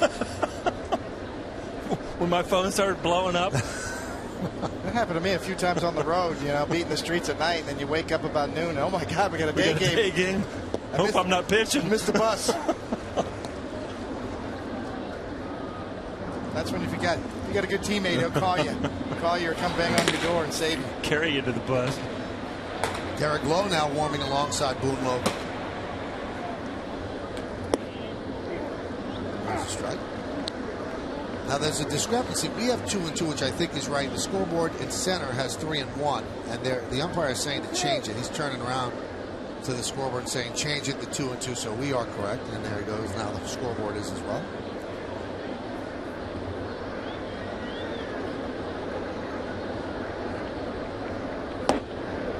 Missed outside to Andrews. To me, Paulie, Phelps has shown a good little repertoire here. A good little cup fastball right there at 87. He'll throw it any time. His fastball can get up to 93. And the more I watch him, the more I see that he really doesn't have any patterns. So as a hitter, you really can't go up there and look for. Mike, would you throw that at me? That's a big one. Get that thing off of me. Flick it at me. There's bugs flying up here. That was a big one, too. But, looking back, talking about me before, I just got dive bombed by that bug. Really nothing you can look for. Right? He'll cut it, he'll throw a curveball, he'll sink it. So, as a hitter, you're kind of confused. He's shown a decent changeup to left-handed batters and a curveball. Although the one homer, he did get burned on a curveball. He left down and in, but he's got the formula. He's got the repertoire. He's got the command. One thing you really don't see is a good changeup that he could throw to lefties away, but he's been really good at keeping that ball in on their hands. Granderson drifts back, and right on the track, he'll make the play. Phelps 1 out away, qualifying for a win, and he's right up against his limit. They want him from 75 to 80. Looks like Girardi's going to let him try to get through Hamilton. If he doesn't, he will go to the bullpen.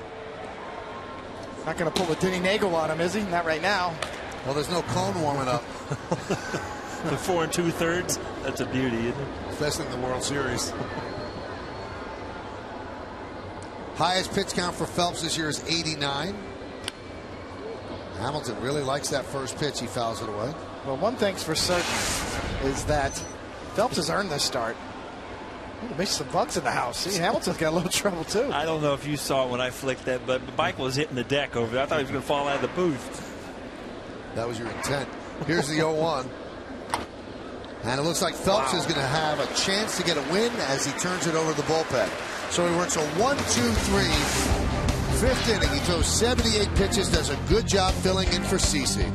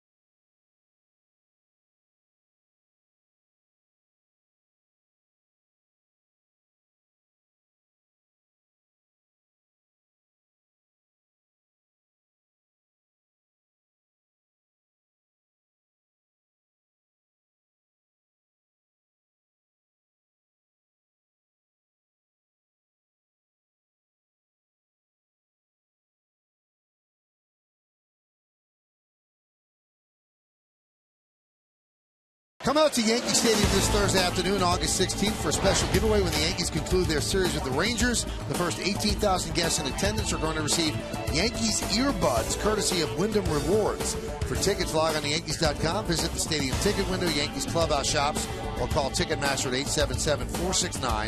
877-469-9849. Those look like a keeper there, man. Yeah. My kids will like those. Sure, they go right into the iPod, right? Absolutely. Nick Swisher grounds one foul. Last time up, a grand slam. His 200th career home run. Big blow on the Yankees' 5-run third inning. Well, Dempster's still out there, and again, I mean, he's trying to get him through as many innings as he can. Still in the game.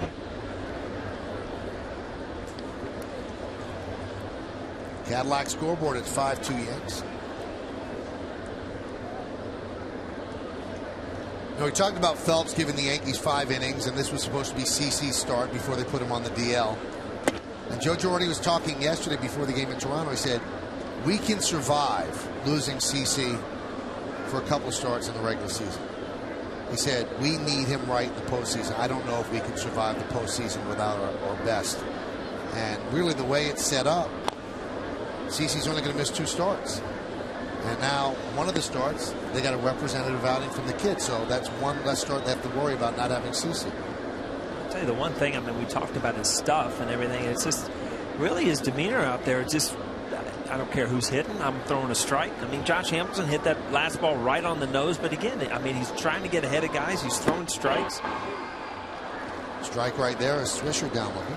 Well, there's no doubt at this point in the Yankee organization that Phelps is their best prospect. You know, now Manny Benuelos could come back from his elbow problems next year and reassert himself, and Dylan Betances has had his problems but has done a little better since he got demoted to Double-A. But when you look at young Yankee pitchers, that guy's the best you got right now, and he has earned the right to get that start tonight and to have a shot to make his mark. Here's Cano. Foul back.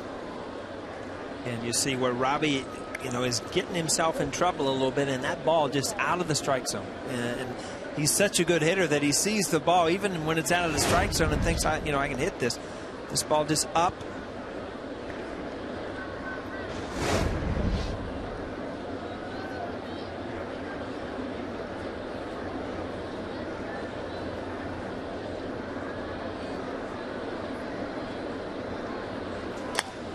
Shattered bat. Loop to Kinsler for the second out.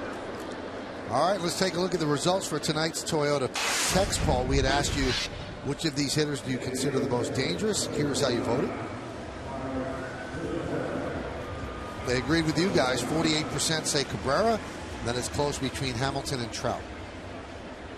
I did a little research on this, Michael, and as far as Miguel Cabrera, I mentioned that every year in and year out, he's in the MVP race. And, he's all over it and hasn't won one yet.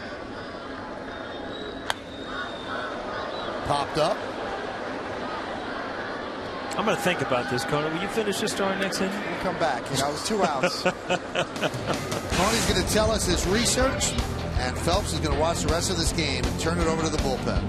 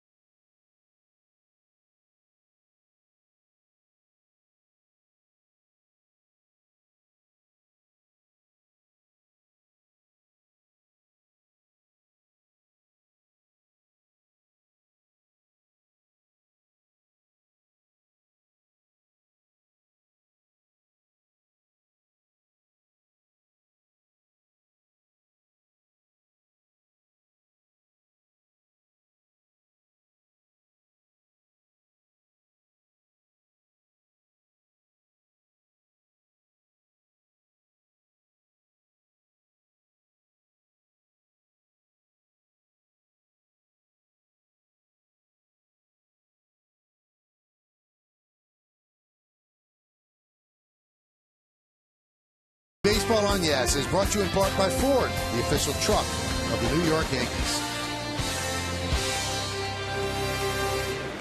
Well, the Yankees make the call to the bullpen, brought to you by AT&T. And we see Derek Lowe in Yankee pinstripes for the first time. He will take over for David Phelps. Yankees signed him officially today. Those are the numbers he put up with the Cleveland Indians. He got off to a great start with the Indians, and then it kind of fell apart. And 156 hits in 119 innings, and opponents hitting .321 against him. And there's a strike to Beltran. Yeah, his last appearance with Cleveland was July 31st versus Kansas City. And went 2 1/3, give up 7 earnings, and got the pink slip. Oh, it's a bad day. Huh? Well, here's a guy that's pitched on good teams and pennant races, who's done it all. And Coney, you talked about a little bit in the pregame of how good his sinker was. I mean, and you compared it to, some of the better guys that have ever pitched. So, if he can just regain that slider and that sinker, he could really help this team in middle relief. And this guy has relieved. He's been a closer. So he knows how to work out of the bullpen, knows how to get ready. And the Yankees would like to catch lightning in a bottle with a veteran like this who's pitched in big games. Fly ball to center field, and Beltre is out. Let's listen to Derek Lowe. He's talking about being here. I think they made it pretty clear that they wanted me here, and there's some value in that, and But again, it's, you know, I was part of this rivalry on the other side for 8 years, and you know, I'm 39 years old, and all you really care about is winning, and this situation is the best. He had his choice. He could have gone to a lot of places, and the Red Sox did inquire. But here is Derek Lowe with the Yankees, so I'm sure he's not going to engender many good feelings from Boston fans for going this route. Lined in the left center field, a base hit by Nelson Cruz. You made the rivalry trip the other way, David. It's not easy. But definitely not. But you know what? At this point in your career, you've already, you know, you've come to the Yankees via Cleveland, and you know all bets are off. You got to, you know, you got to try to revive your career here. Derek Lowe's got something left. He didn't want to go out, you know, by getting released, and more power to him. His Red Sox career should be secure because he was part of the team that broke the curse. And the further removed you get from that, the more things will settle down. People will appreciate your role. Clay Rapata getting ready. Lowe said the other teams that he talked to were the San Francisco Giants, the Boston Red Sox, the Baltimore Orioles, and the Philadelphia Phillies. Young grounds one to Chavez. He has one play. He makes it at first as Cruz moves to second. Derek Lowe has become part of baseball immortality. Pitched a no-hitter against, I believe it's Seattle.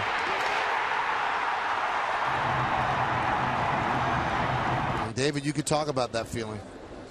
Well, that's the best feeling in the world, without a doubt. You know, when you're on the mound in the ninth inning and you've got a chance to close something out, something you never forget. That was not Seattle. I did not see the uniform right. It was Tampa. He still got sink on that ball. You know, you talk about it. He's had some of the biggest movement on that sinker. Now you have to combine that with some location and some sliders too. You could see that movement. It's still good movement. You know, it was so weird when they put him in that closer role with Boston, because you don't typically see a guy, it's just a sinker slider guy, as a closer. But it just, I mean, his sinker was not the normal sinker. I mean, you weren't out if you just put it in play because you beat it in the ground. David Murphy pops up to Ibanez, so Derek Lowe works a scoreless first inning with the Yankees. Chavez will lead off the bottom of the sixth.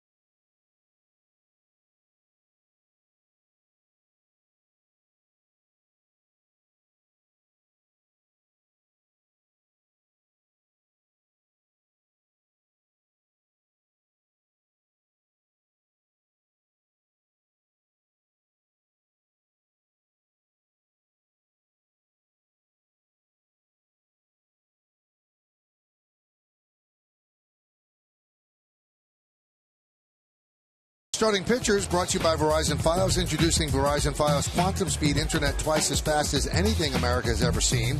Matt Harrison, good record, 13-6, 3.31 against Hiroki Kuroda, 10-8, 3.24. Our coverage will begin on Yes at 6 o'clock with the BP show. 6:30 is the pregame show, and then 7:05 on My 9. There you go, east side over here. Chrysler Building, Chrysler. Don't you love that when you're drawing pictures and telling people stuff, and they just rudely change a picture on you? They don't want to hear it. And also, he was not drawing on the telescreen. I've done that once in a while. I wonder why it doesn't work. Get off your iPad over there, Cody. Sold me out. Just threw me under the bus, my partner here. Swing and miss, 0-2. Paul does it at least 5 times a year. All the time. You know, I'm really proud of myself right now, and because I called Phelps all night because I knew I was going to drop a Michael on him after the Olympics. That was the last thing I wanted to do. That's right. That's right. You didn't do it. 1-2. David, you were in the middle of a story about Cabrera and why you think he is a dangerous player. Well, it's really true. You know, Josh Hamilton's, we said is a monster. I mean, so talented. We saw what he did at the All-Star game in the home run hitting contest. He almost hit him out of Yankee Stadium. And, of course, Mike Trout, what can you say? One of the best young prospects we've seen in a long time. But Miguel Cabrera has had some remarkable numbers. Chavez hits one deep to right field. There it goes. See ya. Into the bleachers, over the bullpen. A solo shot for Chavez. It's 6-2 Yankees. Michael hit that one over the FAP button. I mean, that hit a bomb out there. Eric Chavez has been hot, and he had his back's okay. A couple of days off because of the turf in Toronto. He was a little stiff, but I tell you what, he has been swinging the bat, and this is an absolute bomb. Coney again, ball up, and you see he knew it right off the bat. A great high fastball hitter. I've seen Chavez get on top of some pitches this year. Hit him a long way. See how here, they don't see very many balls out there over that sun. Coney, this team does not want you to talk about Miguel Cabrera. It's obvious. It's you got to pick your better spots. Certainly not with 2 outs. I was going to make a point about Cabrera and his numbers. BaseballReference.com is sort of has a stat that's sort of your cumulative your MVP shares, and Cabrera's got 3 5th place, 1 2nd place, and 1 4th place. He's got 2.41 MVP shares. Anderson down looking. That's for this year? No, for his career. For his career, which is 65th best all time. So you're talking about a guy who's been in the top 5 times in his career. 5 times he's been in the top 5 in the MVP voting. Josh Hamilton's won it 1 year, but his best finish has been 7th other than that. So you talk about a guy who's been all over the MVP award and hasn't won one. And that's the guys you love. Consistently every year, you got a guy that's in that race, top 5 hitter in the league. Talk about consistent production. Miguel Cabrera's production is under the radar.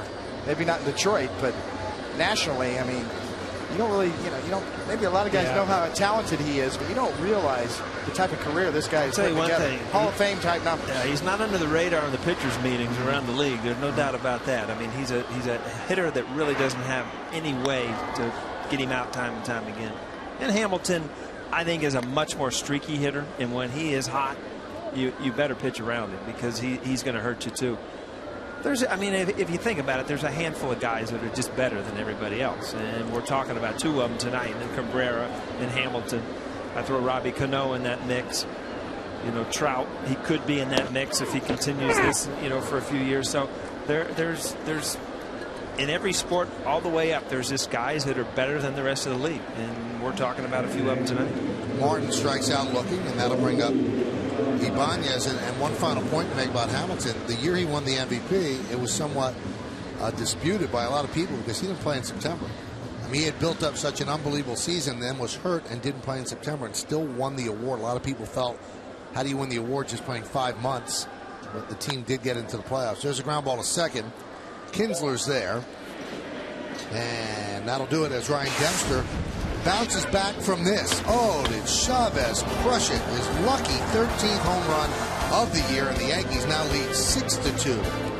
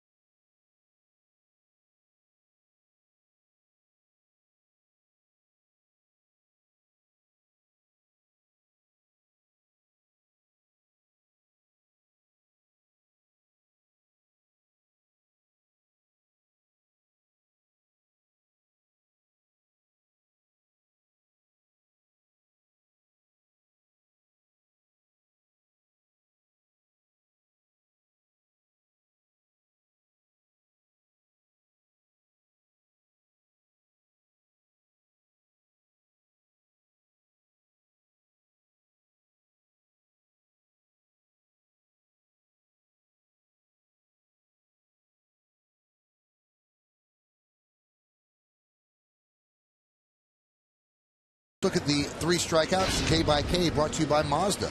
Well, I thought David Phelps was impressive tonight. He bent, but he didn't break. He showed a little cut fastball right there. 93 up and out of the zone, and the curveball down and in. David Phelps should feel really good about this start. He really picked the Yankees up. And now Derek Lowe enters his second inning of work in his first game as a Yankee. And he faces Giovanni Soto. There's a strike on the Cadillac scoreboard at 6-2 Yankees. Yankees trail 2-0 going into the third inning, and they put a 5 spot on the board. Big hit, a grand slam by Nick Swisher. And then in the 6th inning, a solo shot by Eric Chavez, and that's where we are at 6-2. Each team with 7 hits.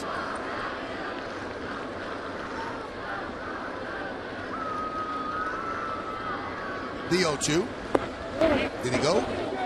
Yes, he did, said Jeff Kellogg. So Soto is 0 for 3 tonight.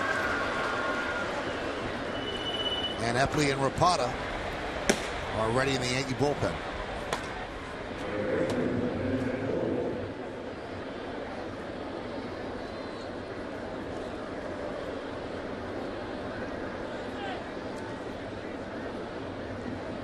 Alex Rodriguez trying to heal from that broken left wrist, and he is going to, he said he'll be ready by Labor Day.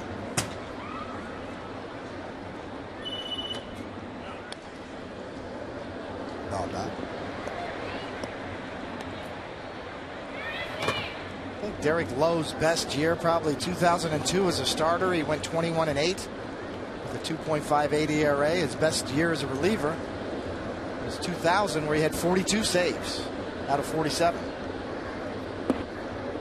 It's really amazing to me when a pitcher can do that much as a starter and that much as a reliever. I mean, you look, there's been a handful of guys. John Smoltz has done it. Eckersley obviously has done it.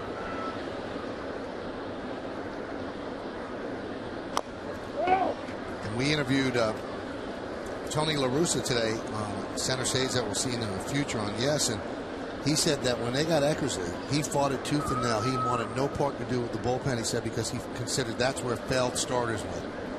And they just had to convince him, and they couldn't convince him. And they finally ordered him and said, that's, you know, we make the decisions here. You're going to the bullpen. And he got to the Hall of Fame because of it. Frustrating at bat. That was back in the days where, you know, he was so good that he could get that pitch, 3-4 inches off that outside corner. You couldn't reach it as a hitter, and he was able to throw it there time and time again. The 1-2. Strike 3. Moreland down looking. Coney, that's a pitch right there. As a pitcher, you're pretty happy you got called right there. Breaking ball kind of left it up. So he had spin and didn't have much break to it. He got the call. High strike.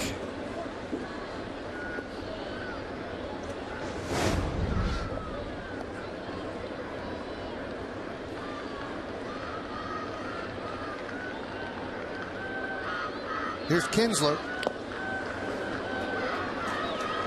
0-1. And I got a piece of Russell Martin. That's one of the worst things that can happen to a catcher there. The bumps and bruises are one thing, but when you catch a ball wrong or it goes off the glove, it bends that thumb back. I see this ball go off his glove. Didn't look too bad, but it bends that thumb back in your glove. And it's very painful because the next pitch might hit the same spot. You ever see old catchers' hands? They're all mangled and beat up. Well, catchers just take a beating. Chavez gobbles that one up. And he gets Kinsler for the final out of a 1-2-3. 2 strong innings for Derek Lowe in his first appearance as a Yankee. At the end of 6.5, it's time for the 7th inning stretch. Yankees lead the Rangers 6-2. But we're going to stay right here to honor America in the Bronx. Offer a moment of silent prayer as we remember the servicemen and women who are serving our country at home and around the globe. Thank you. Now, join in Kate Smith's rendition of God Bless America. God bless America, land that I love. Stand beside her and guide her through the night with a light from above, from the mountains to the prairies, to the oceans, white with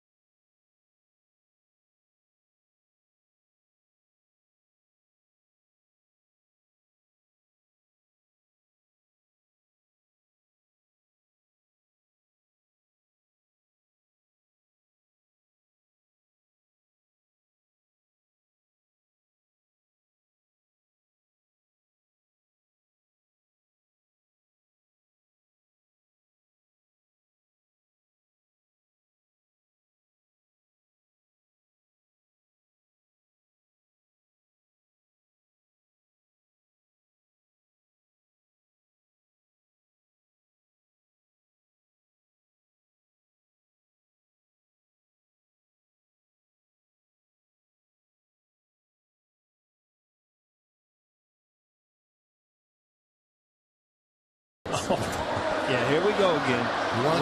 Blame it all on me. Thank you.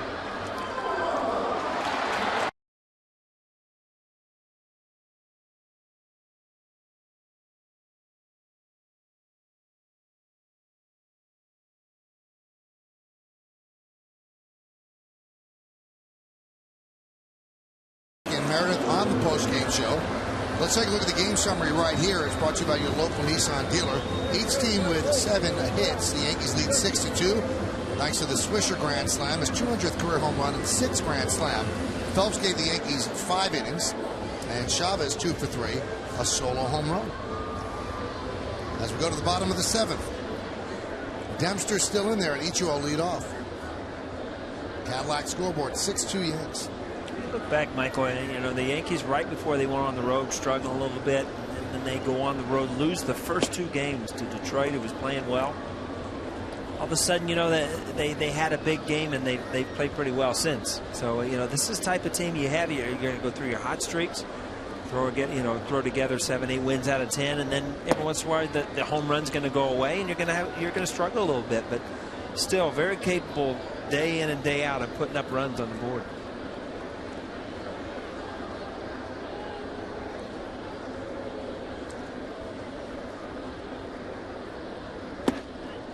There's a strike. You know, Dempster settled down too. You didn't think he was going to be long for this game, and the 5 spot in the 3rd inning, and that's the difference between the National League and the American League. Just more crooked numbers over here. High fly ball, right center. He gave it a ride. Cruz on the run. He's not going to get there. It splits the outfield as it goes to the wall, and Ichiro is motoring, and he will get to 3rd, standing up with a triple.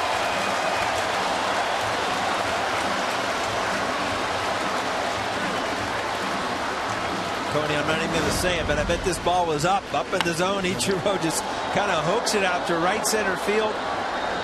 Josh Hamilton and playing him way over to the left, expecting him to go the other way.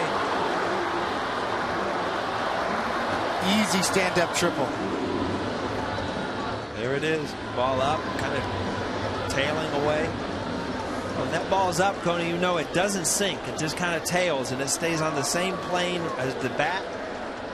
Easy pitch to hit. Much easier than the sinker. Well, the Rangers bring the infield in. And here's Derek Jeter. Derek has an 8-game hitting streak. He's 0 for 2 with a walk tonight.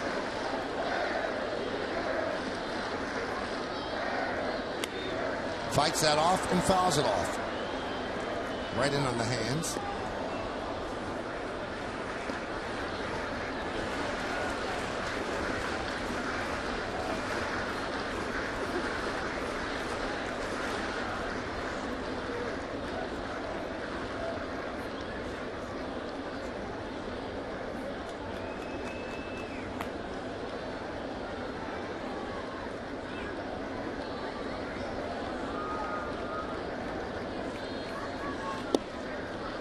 Another strike.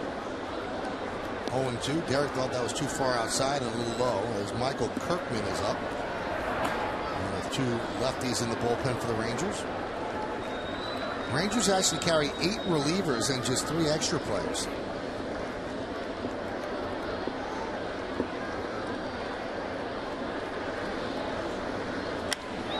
That one's driven out into right center field. Hamilton back, turns, looks, and plays it off the base of the wall.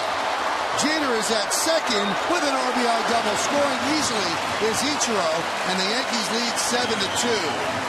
Boy, did Hamilton make that close with that throw to second base. Well, it's all about the positioning. He played Ichiro the other way. Also plays Derek Jeter the other way over into right center field. Ball just spinning out of the middle of the plate. Coney, you've got to remember nights that you just can't control that baseball, and it's just against the Yankee team, you can't have it.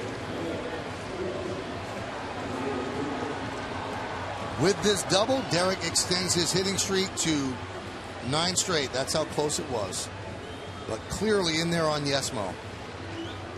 And that's going to do it for Ryan Dempster, as Ron Washington will make his way out to the mound and make the call to the bullpen.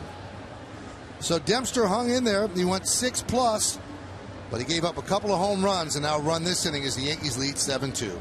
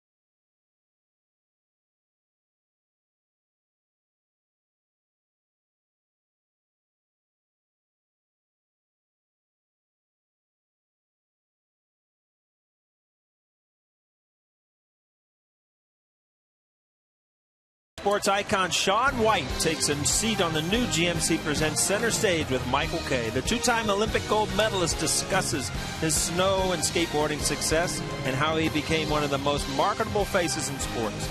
It's a new Center Stage Wednesday at 11, only on Yes. Interesting guy. He has made an unbelievable career and living out of the snowboarding and skateboarding. So watch that Wednesday and watch Michael Kirkman come on. Those are the numbers. His 16th game. 4.98 ERA. We mentioned that Nick Swisher hit his 200th home run of his career, so a milestone for him. That was a grand slam. And the Yankees actually got contact with the kid who caught the ball and asked him if he would give up the ball. And he said he would. He didn't want anything. He said he just wanted to meet Nick Swisher. So the Yankees said, of course, you can meet him. And he said Eddie Fasick, who deals with security here, does a great job. He said that he was going to get him a signed bat and ball.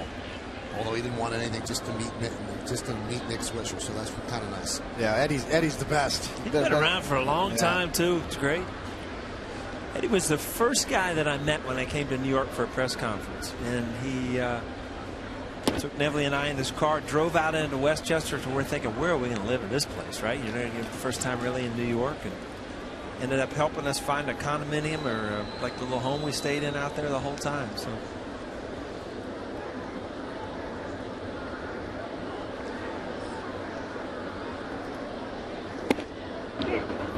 No, the thing about meeting Nick Swisher, too, it's just not like a handshake. You meet Nick Swisher. You better sit down. You really meet Nick Swisher. You get the full Monty with this guy. I mean, he leaves an impression on people. Personality galore.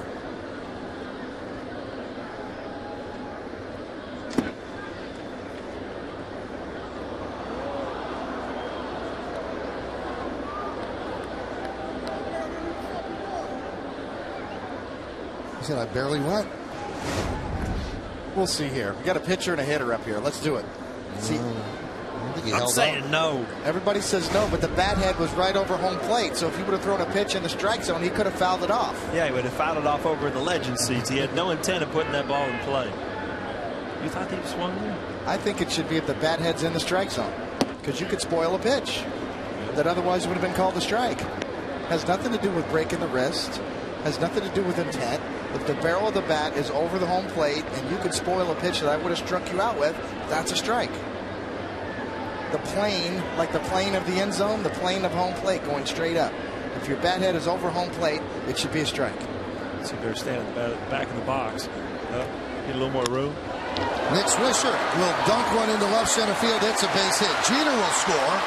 Swisher has 5 ribbies on the night, and the Yankees lead 8-2.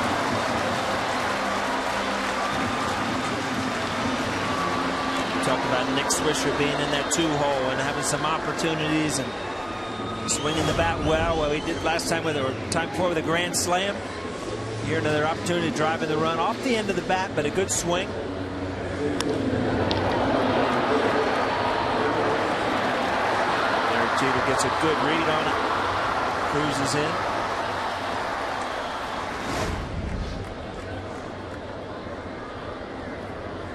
Things you don't even think about, little plays like that, is just instincts of a player, and some people just naturally get a good read on the ball. Derek Jeter, one of the best base runners I've ever seen, as far as reading the ball, instinctively seeing, what's going to happen in front of him. Those are the things that don't really show up and people don't talk about, but very good.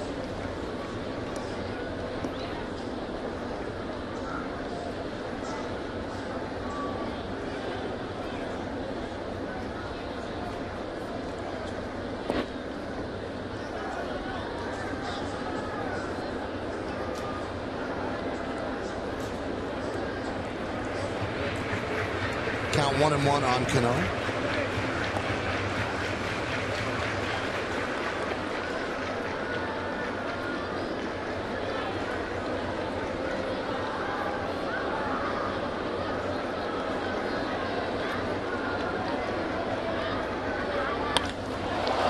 Ripped to right field. Going back, Cruz.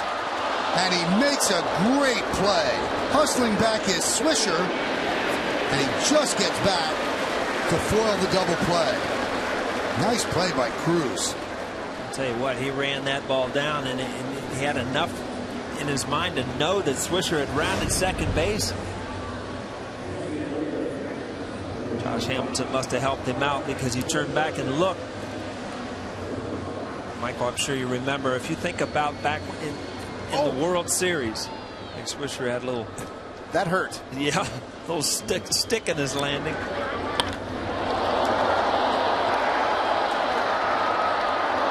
Extension. This looked like Paul O'Neill chasing down Louis Polonia's line drive in the World Series. I'll tell you what I was thinking about, when you look back at the World Series, there was a play that Cruz didn't get to.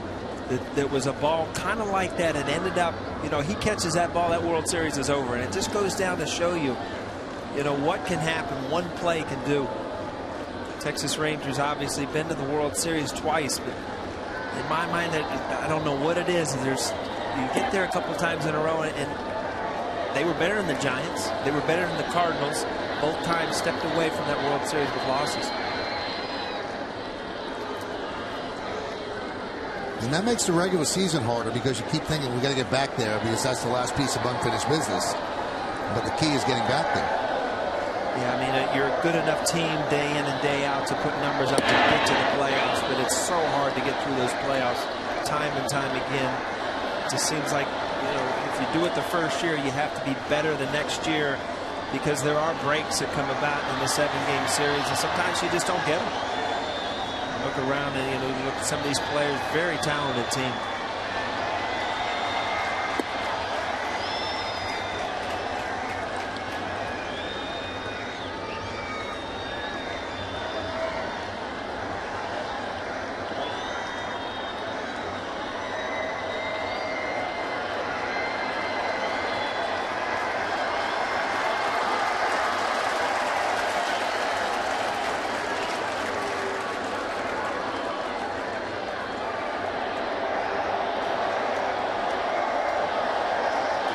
Texas, the organization's in good shape too. They have some good prospects as well, stocked in the minor league system coming up. So Nolan Ryan running the team.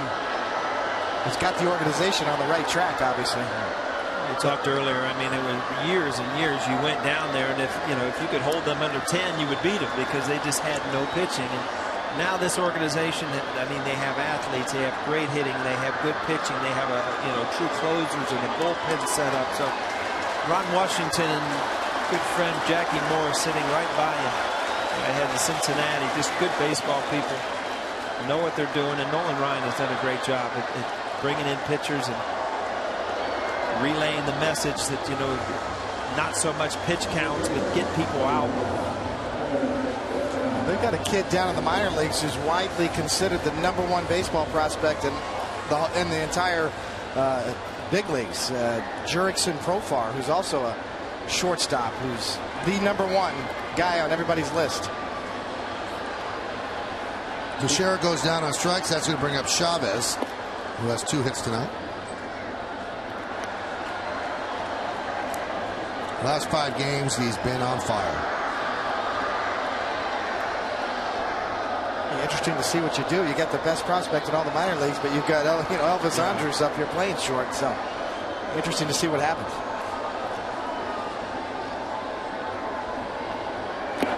Texas's GM John Daniels, kid from Queens, who's done an unbelievable job. Every time he tried to make a deal before the trade deadline, David, they asked for that shortstop, and they don't want to give him up.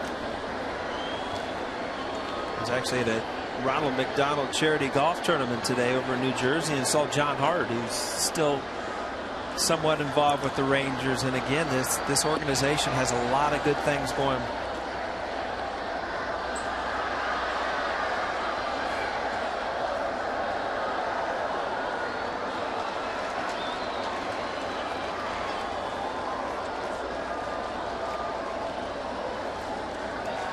One question I do have, though, and you look at the catcher now, Giovanni Soto. I mean, he's a first-string catcher. I mean, his numbers aren't there, but you just lost Mike Napoli, who had a career year last year on the disabled list. So you're almost looking past that. Are you going to have the kind of money to sign him? I mean, this guy hit 320 and 30 home runs last year. I mean, just had an unbelievable year. And would have been the MVP of the World Series if they had won. Check swing. Did he go? Yes, he did. So Kirkman bounces back after the RBI single by Swisher, and that'll do it. But the Yankees get 2 runs on 3 hits, no errors, and 1 man left. Let's go to the 8th inning. It's the Yankees 8 and the Rangers 2 here on Yes.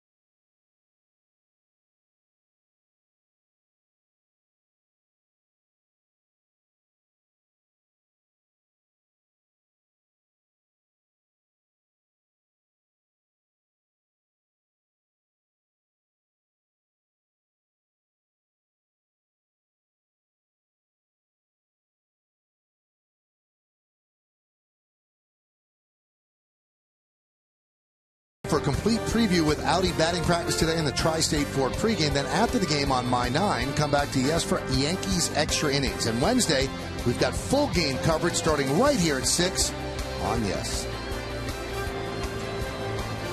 To rest tonight, Conan. My 9, yes, we're double dipping tomorrow. Huh?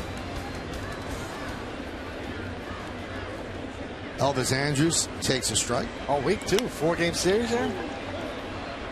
Fly ball out to Ichiro. He makes the play for the first out. Derek Lowe looks good. It's the day game Wednesday or Thursday. That's the one. That's the one you're worried about? Yeah, that day game. That's the one where you wake up late and go, oh, it's a day game. Oh, no. I usually text Michael about midnight. Check on make sure it's a 1 o'clock game. Hyundai scoreboard 8-2. Today's a sad day in Yankee history. In 1995, we lost Mickey Mantle. And 5 years ago today, we also lost Phil Rizzuto. So 2 Yankee icons passed away on this date. As Hamilton bloops one into left field, that's going to dunk in for a base hit.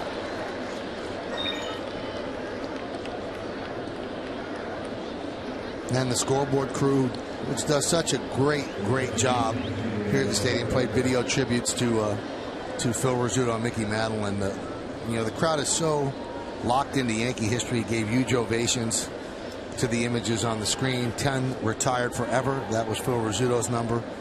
And, of course, 7 retired from Mickey Mantle. Never to be worn again in a Yankee uniform. There's a strike. The hit by Hamilton extends his hitting streak to 11 straight games. See the article in the Daily News about Scooter? Yeah, it was great. What a great article that was. Phenomenal. If you haven't seen it, it was in the Sunday Daily News. And it talked about 3 kids in 1970. The ball is popped up. For the second out, and they saw Rizzuto after a game in 1970 running out of the old ballpark, running for his car, and they yelled out, "Hey Phil, we live in the same town as you." But they really didn't. They were fibbing. They live in the town over. And Phil says, "Really?" And they go, "Yeah, we're taking the train home." He goes, "Get in the car," and he drove him home. Awesome. And they were just talking with Phil Rizzuto, and then he got to where he dropped them off. He said, listen, you guys ever want to ride in? If you want tickets, give me a call. And they did it maybe 2 or 3 times a year for like 4 or 5 years. They wait on his lawn. That is neat. But then the kicker is they snuck in to the Yankee broadcast booth when one of the kids ended up getting married like 10 years later, and they wanted to have the wedding announced. And Phil says, do I know you guys? Yeah, you used to drive us home. And he goes, really? He goes, I don't remember. How could you not remember? He said, well, I would drive kids home every day that I didn't know. I just don't remember. But that was Phil Rizzuto. I always tell people, probably the nicest famous person I've ever met.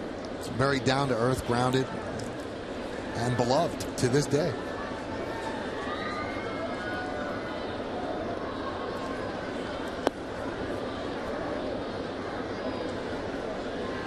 Count 2-1. So far, so good. You're right, Michael. Derek Lowe, what a nice debut for the Yankees here, and he's shown stuff. You know, you can get buried in Cleveland. You know, the team goes bad, and you know you have a couple bad starts. But he's still got stuff. It's sinking. He's shown a pretty decent slider. Isn't that a TV show, Buried in Cleveland or something? We saw his highlights before the game. I mean, even the throwback uniforms were kind of funky. Yeah, the TV show is Hot in Cleveland, starring Betty White and Valerie Bertinelli. Had Cleveland in it, didn't it?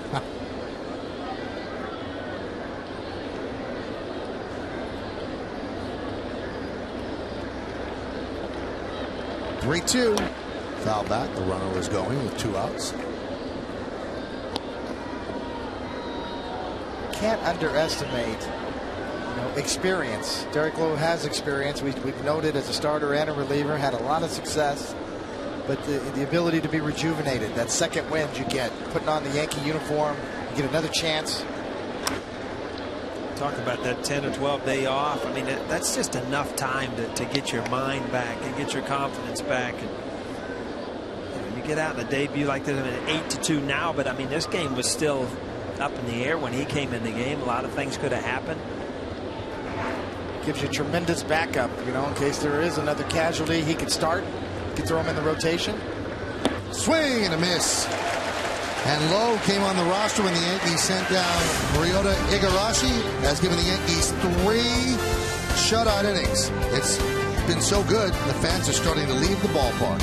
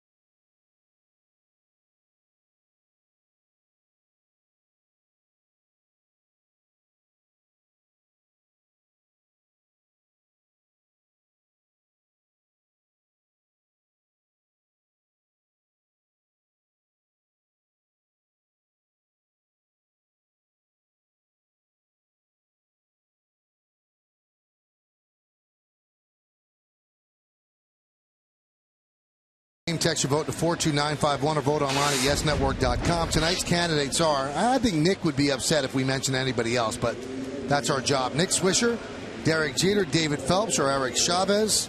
Vote now, make your voice heard. Standard text messaging rates apply. Nick Swisher with a grand slam and an RBI single, so he has 5 ribbies.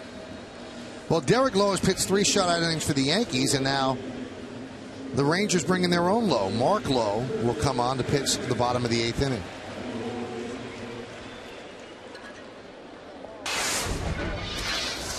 The numbers on Lowe, they're good. 202 opponents batting average against. And he will face Granderson, Martin, and Ibanez in the bottom of the 8th inning. Yankees lead 8-2. Game they trailed 2-0 until the 3rd. 5 in the 3rd for the Yanks, 1 in the 6th, and 2 in the 7th, and the Hyundai scoreboard adds that up to 8-2 Yanks. I'll tell you what, you see Lowe against Lowe here, but two different things. You see the sink on Derek Lowe, and you see how straight that last fastball was.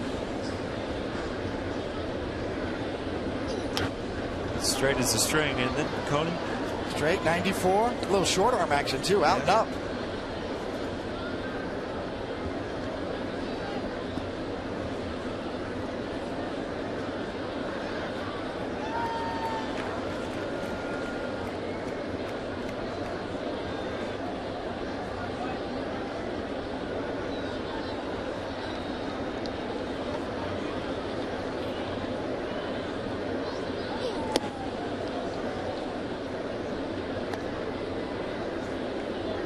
Sometimes that can be deceptive, you know. You've got a guy like Mark Lowe, tall guy, got good velocity.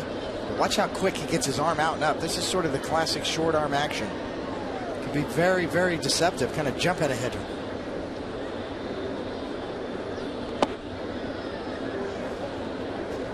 Mark Lowe was in Seattle for a while and came over to the Rangers.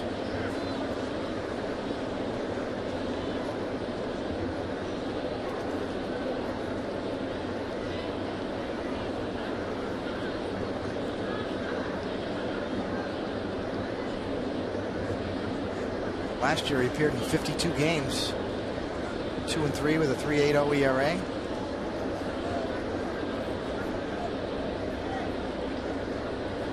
Doing some work on the laces on the spikes. You got to pull the scissors out to get a knot out of your spikes. That was a tight knot. Huh?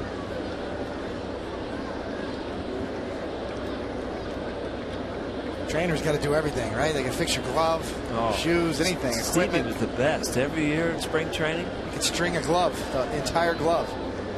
I used to take the padding out of the heel of my glove. Every year he would take that glove apart, take that padding out.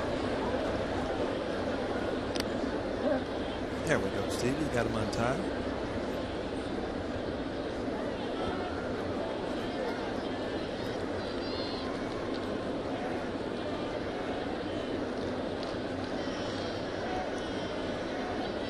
A lot of things go on in that dugout, don't they, Coney? More than we can talk about. Yeah.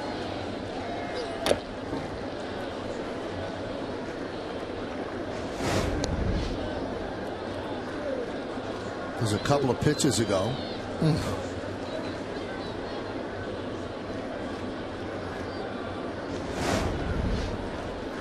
I still don't understand it, Coney. I don't understand how people catch.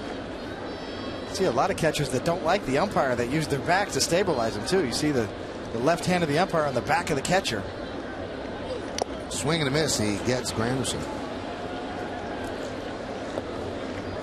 Later tonight, don't miss WB Mason presents the Joe Girardi Show as the skipper discusses this week's huge homestand against the Rangers and Red Sox. Plus, Joe answers your questions from Facebook and Twitter. It's the Joe Girardi Show tonight after the postgame, and you can catch a new edition Sunday at 7:30 only on Yes.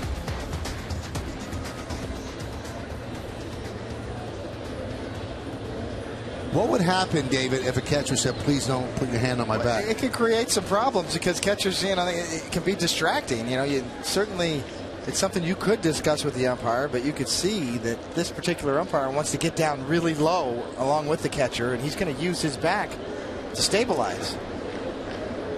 That would bother me. Would drive me nuts. Popped up off the bat of Martin.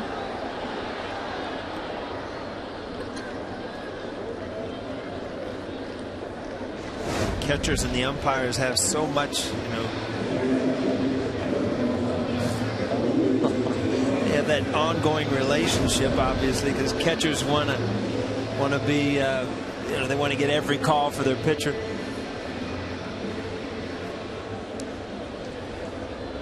He's telling him, I'm telling you right now, get your hand off him. Throw an elbow back there.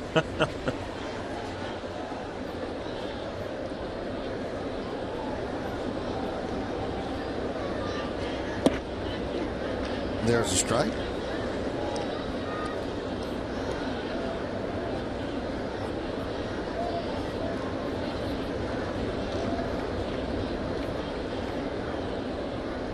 You appreciate the effort from the umpire, you know, because he's trying to get lower. He's trying to get a better look.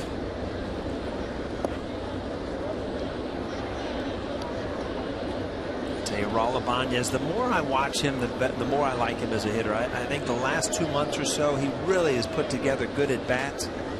I think now he's closer to what the Yankees intended him for. You know, coming into the season, for a while there, he was having to play every day, and it's going to show up. But you know, he's become a great pinch hitter. He'll give you an at bat. He'll foul pitches off. Guys like this has to drive you crazy. I mean, you know you just can't get a quick out from him. He's done an incredible job in the outfield too. They played defense much more than they had planned on, and he's been credible out there. Even though obviously he doesn't have the wheels that he once had, but he's been fine.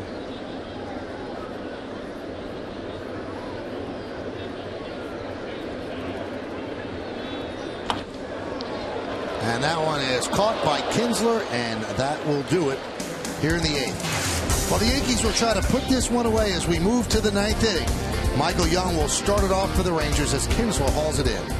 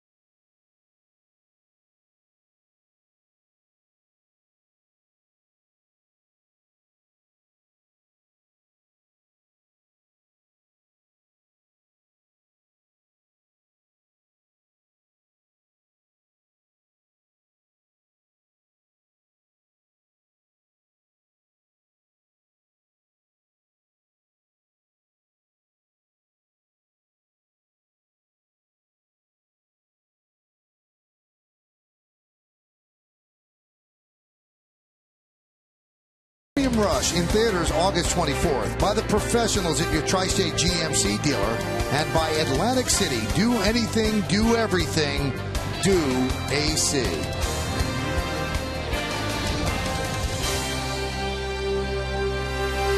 All dressed alike, and no one's dressed like that.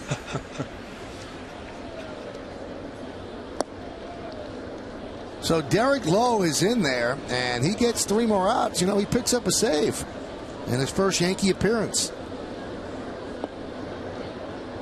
Pitch to Michael Young is Lowe to the count 2-0. Lowe has worked 3 scoreless innings in relief of David Phelps. Phelps in line for the win. And there's a strike. Derek Lowe must be feeling great the way he pitched in Cleveland, and to come here and do this. Yeah, it's some kind of first outing, no doubt about it. Grounded to short, Jeter. He gets young. Michael, you used to have Flippo the Clown when you grew up? Flippo the Clown? No, we had Bozo the Clown. We had Flippo. Flippo funny? Yeah, Flippo was all right. Aerial coverage of Flippo and Bozo brought to you by DirecTV. If you call yourself a sports fan, you got to get DirecTV. Call 1-800-DirecTV. And we thank that crew. What shots today of Yankee Stadium and of the Manhattan skyline, Central Park. We thank them. It was great. Coney's apartment with the light on. You saw it all on the east-west side. Well, I haven't lived all over that city, so really, just a matter of what year. Murphy grounds one to second. Last time in town, I was sitting there with Michael and I were doing the game. You're like a socialite now. I said you're walking down the street and you looked over and Coney's just sitting in a little cafe having lunch. Absolutely. A nice seafood lunch. That's right. I am big with the doormen and the sanitation workers in Manhattan, let me tell you. Here's Giovanni Soto as the Rangers down to their final out. And the first pitch is a strike. Well, I don't know anything you could have done more if you're Derek Lowe than show up to Yankee Stadium on day one and shut down the Texas Ranger for a number of innings. And this could be their plan now with Phelps. In 5 more days, they do it again. They could be the team.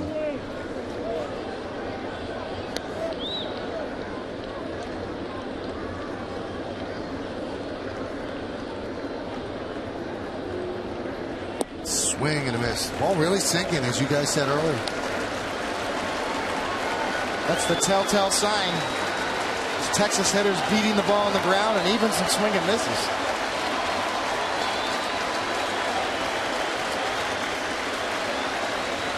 Swing and a miss, and that'll do it. Derek Lowe, 4 shutout innings, a save, and the Yankees win this one 8-2. He saves it for the youngster David Phelps, and Derek Lowe could not have asked for a better Yankee debut. Nick Swisher, a great night as well. 5 ribbies, a grand slam, his 200th career home run.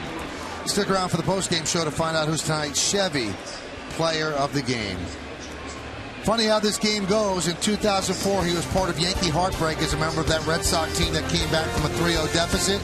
And on a Monday night in August, he gets cheered by a crowd of 45,676 in his Yankee debut with 4 shutout innings. So the Yankees start this 4-game set against the Rangers with an 8-2 victory. When we come back, it'll be everything you need. The post game with Jack and Bob and Meredith, and we'll wrap things up as well.